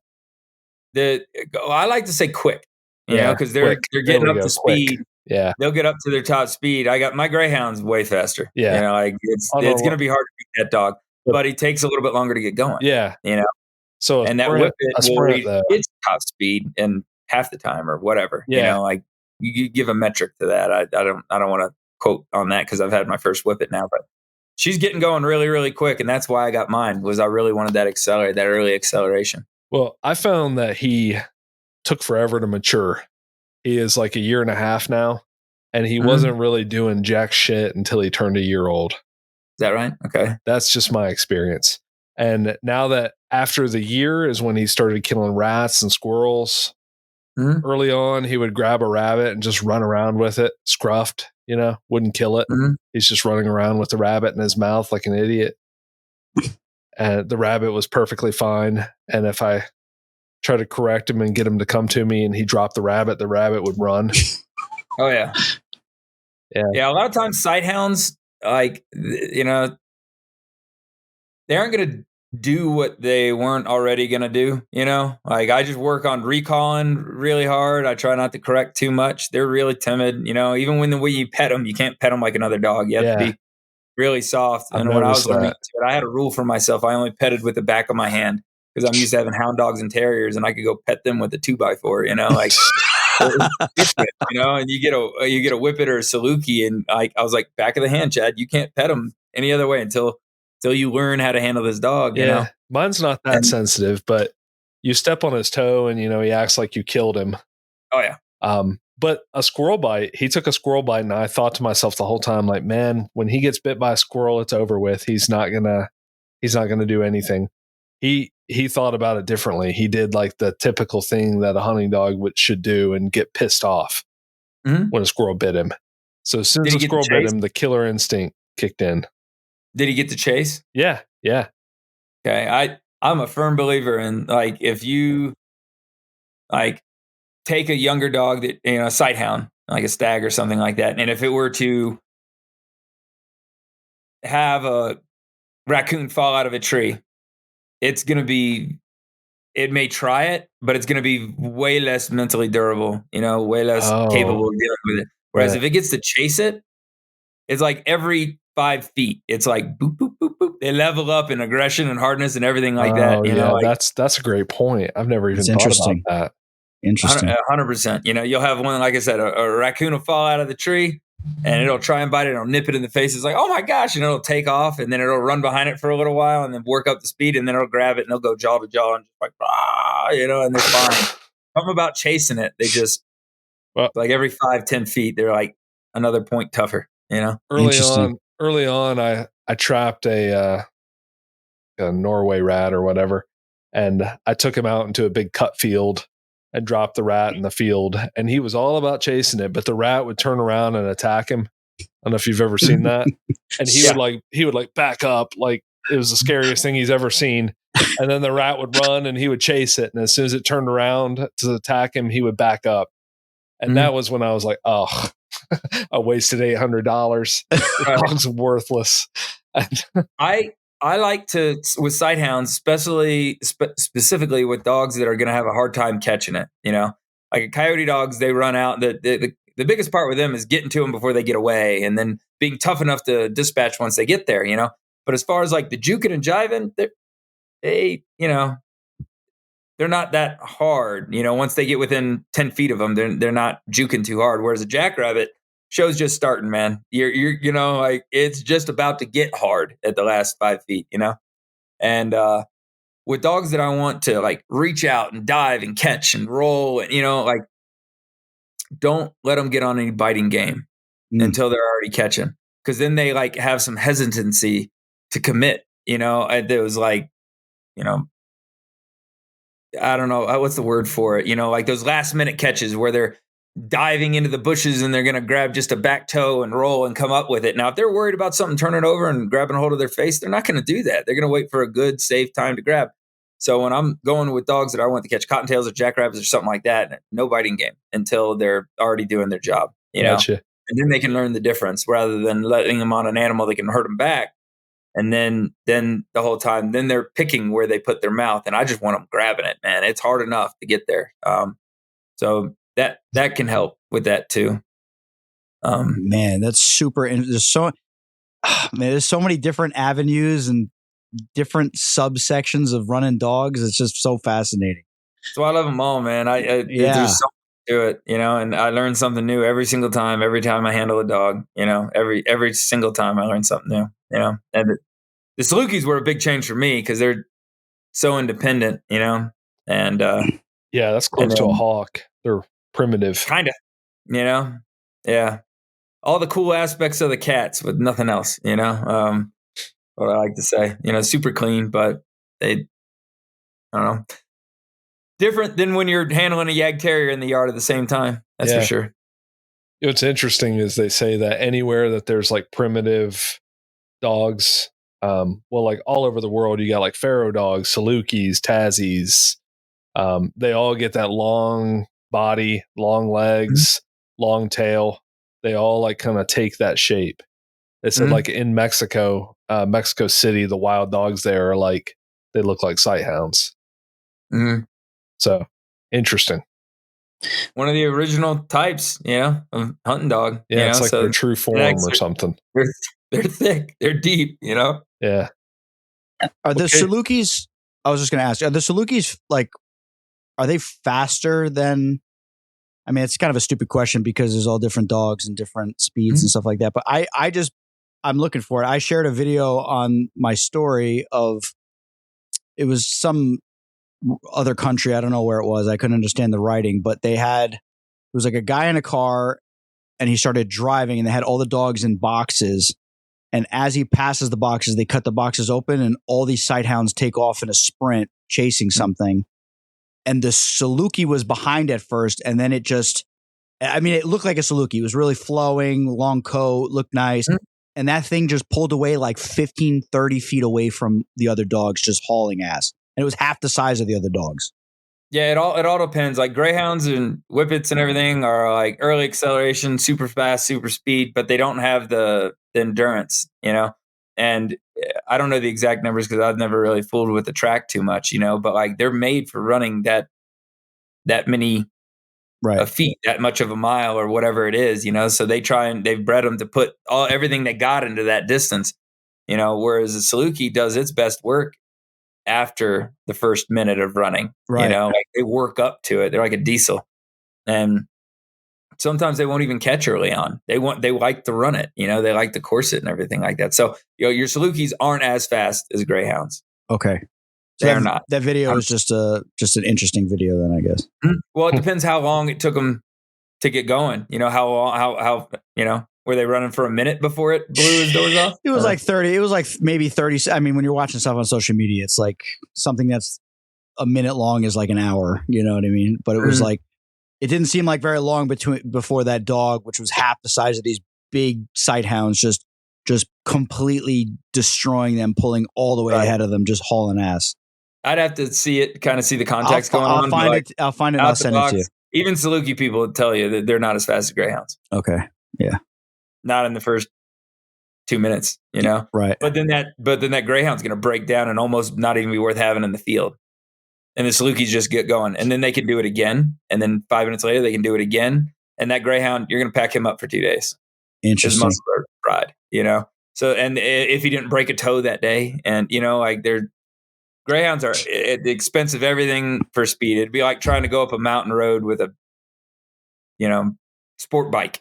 Like, you're going to be cruising up there where you're going to rattle pieces off. And, right. And then it's going to have to go to the shop for a week and all those kinds of things. But, like I said, even saluki people will tell you greyhounds are faster. Yeah, that's not as durable, and they don't have the endurance or the heat tolerance. Interesting. Yeah, Sean said the same thing. He said the greyhounds they're bred for one thing and one thing only, and that's for speed. And that's it. Even on the track, they hurt themselves just on a track. I like both. I have a whippet, I have a greyhound, I got salukis. So that's awesome. Chad, is there anything that we didn't cover that you'd like to cover? Shoot, I think we touched just about everything. I think so. Yeah, I think it was good. I mean, we didn't get into the podcast, how you got into that, where'd that come about. I wanted to end it by plugging that for sure. So the Houndsman XP. Anything about that you want to say? Oh yeah, we have a lot of fun. Ever heard of it? Once or twice, it kind of tickles the mind a little bit. Yeah, no, it's a lot of fun. We kind of bounce around to whatever kind of show. I don't run a show as much as just bounce around to all the different ones. It's a whole lot of fun. They take preserving hound hunting very seriously, and all types of hound hunting, and dog hunting in general. They're really fighting the good fight with Colorado right now. Who's trying to ban, hound hunting lions out there. Great team of guys. They're always bringing on really good speakers, diving into the subjects really, really tight. It's a lot of fun. I kind of got involved in it because they wanted to hear about Draghars, because I was hunting bear and lions with them, which is kind of uncommon. It's just another type of big game hunting dog. And we got to talking about that and kind of hit it off. And away we went with it. That's awesome. But you can find everything from the fun to the technical to everything, but just specifically dog related. Yeah, lots of good information. I've listened to a whole bunch of episodes. Super good. I listened to one. It was like an hour and a half of just talking about artificial insemination of your dog.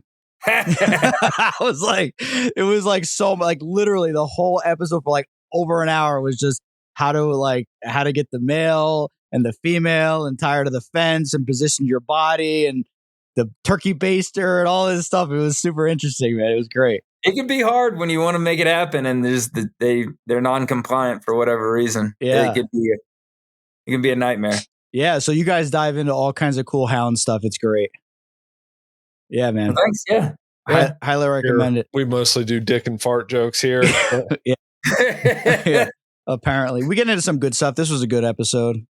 We have our moments, but yeah, our podcast is meant to be more of a conversation rather than like an interview per se. Mm-hmm. So, yeah. I had a blast. I can talk too much sometimes, so hopefully y'all can't great. Anybody's ears too much. Yeah, no. Yeah, definitely. What else, Aaron? You got anything else? I mean, I have a lot I'd like to talk about, but me and you are going on 3 hours, so we probably ought to call it. Just want to thank Chad again for coming. Yeah, man. Dude, seriously, Chad, thank you so much for coming on. Like, I'm literally like taking notes here on what I'm going to do with this friggin' dog out in my kennel right now. You're fucked, dude. That dog's got you. Yeah. You might as well just send it to Chad. Yeah, Chad will straighten her out. Small steps towards success, man. Just go for little wins, a bunch of them. There you go. Thanks, Chad. Awesome, man. Well, thanks for coming on, and see you next time. Yeah, let's do it again sometime. Let's do it. Specific or something. Yeah, this was a great time, though. Thanks for having me, man. Had a whole lot of fun.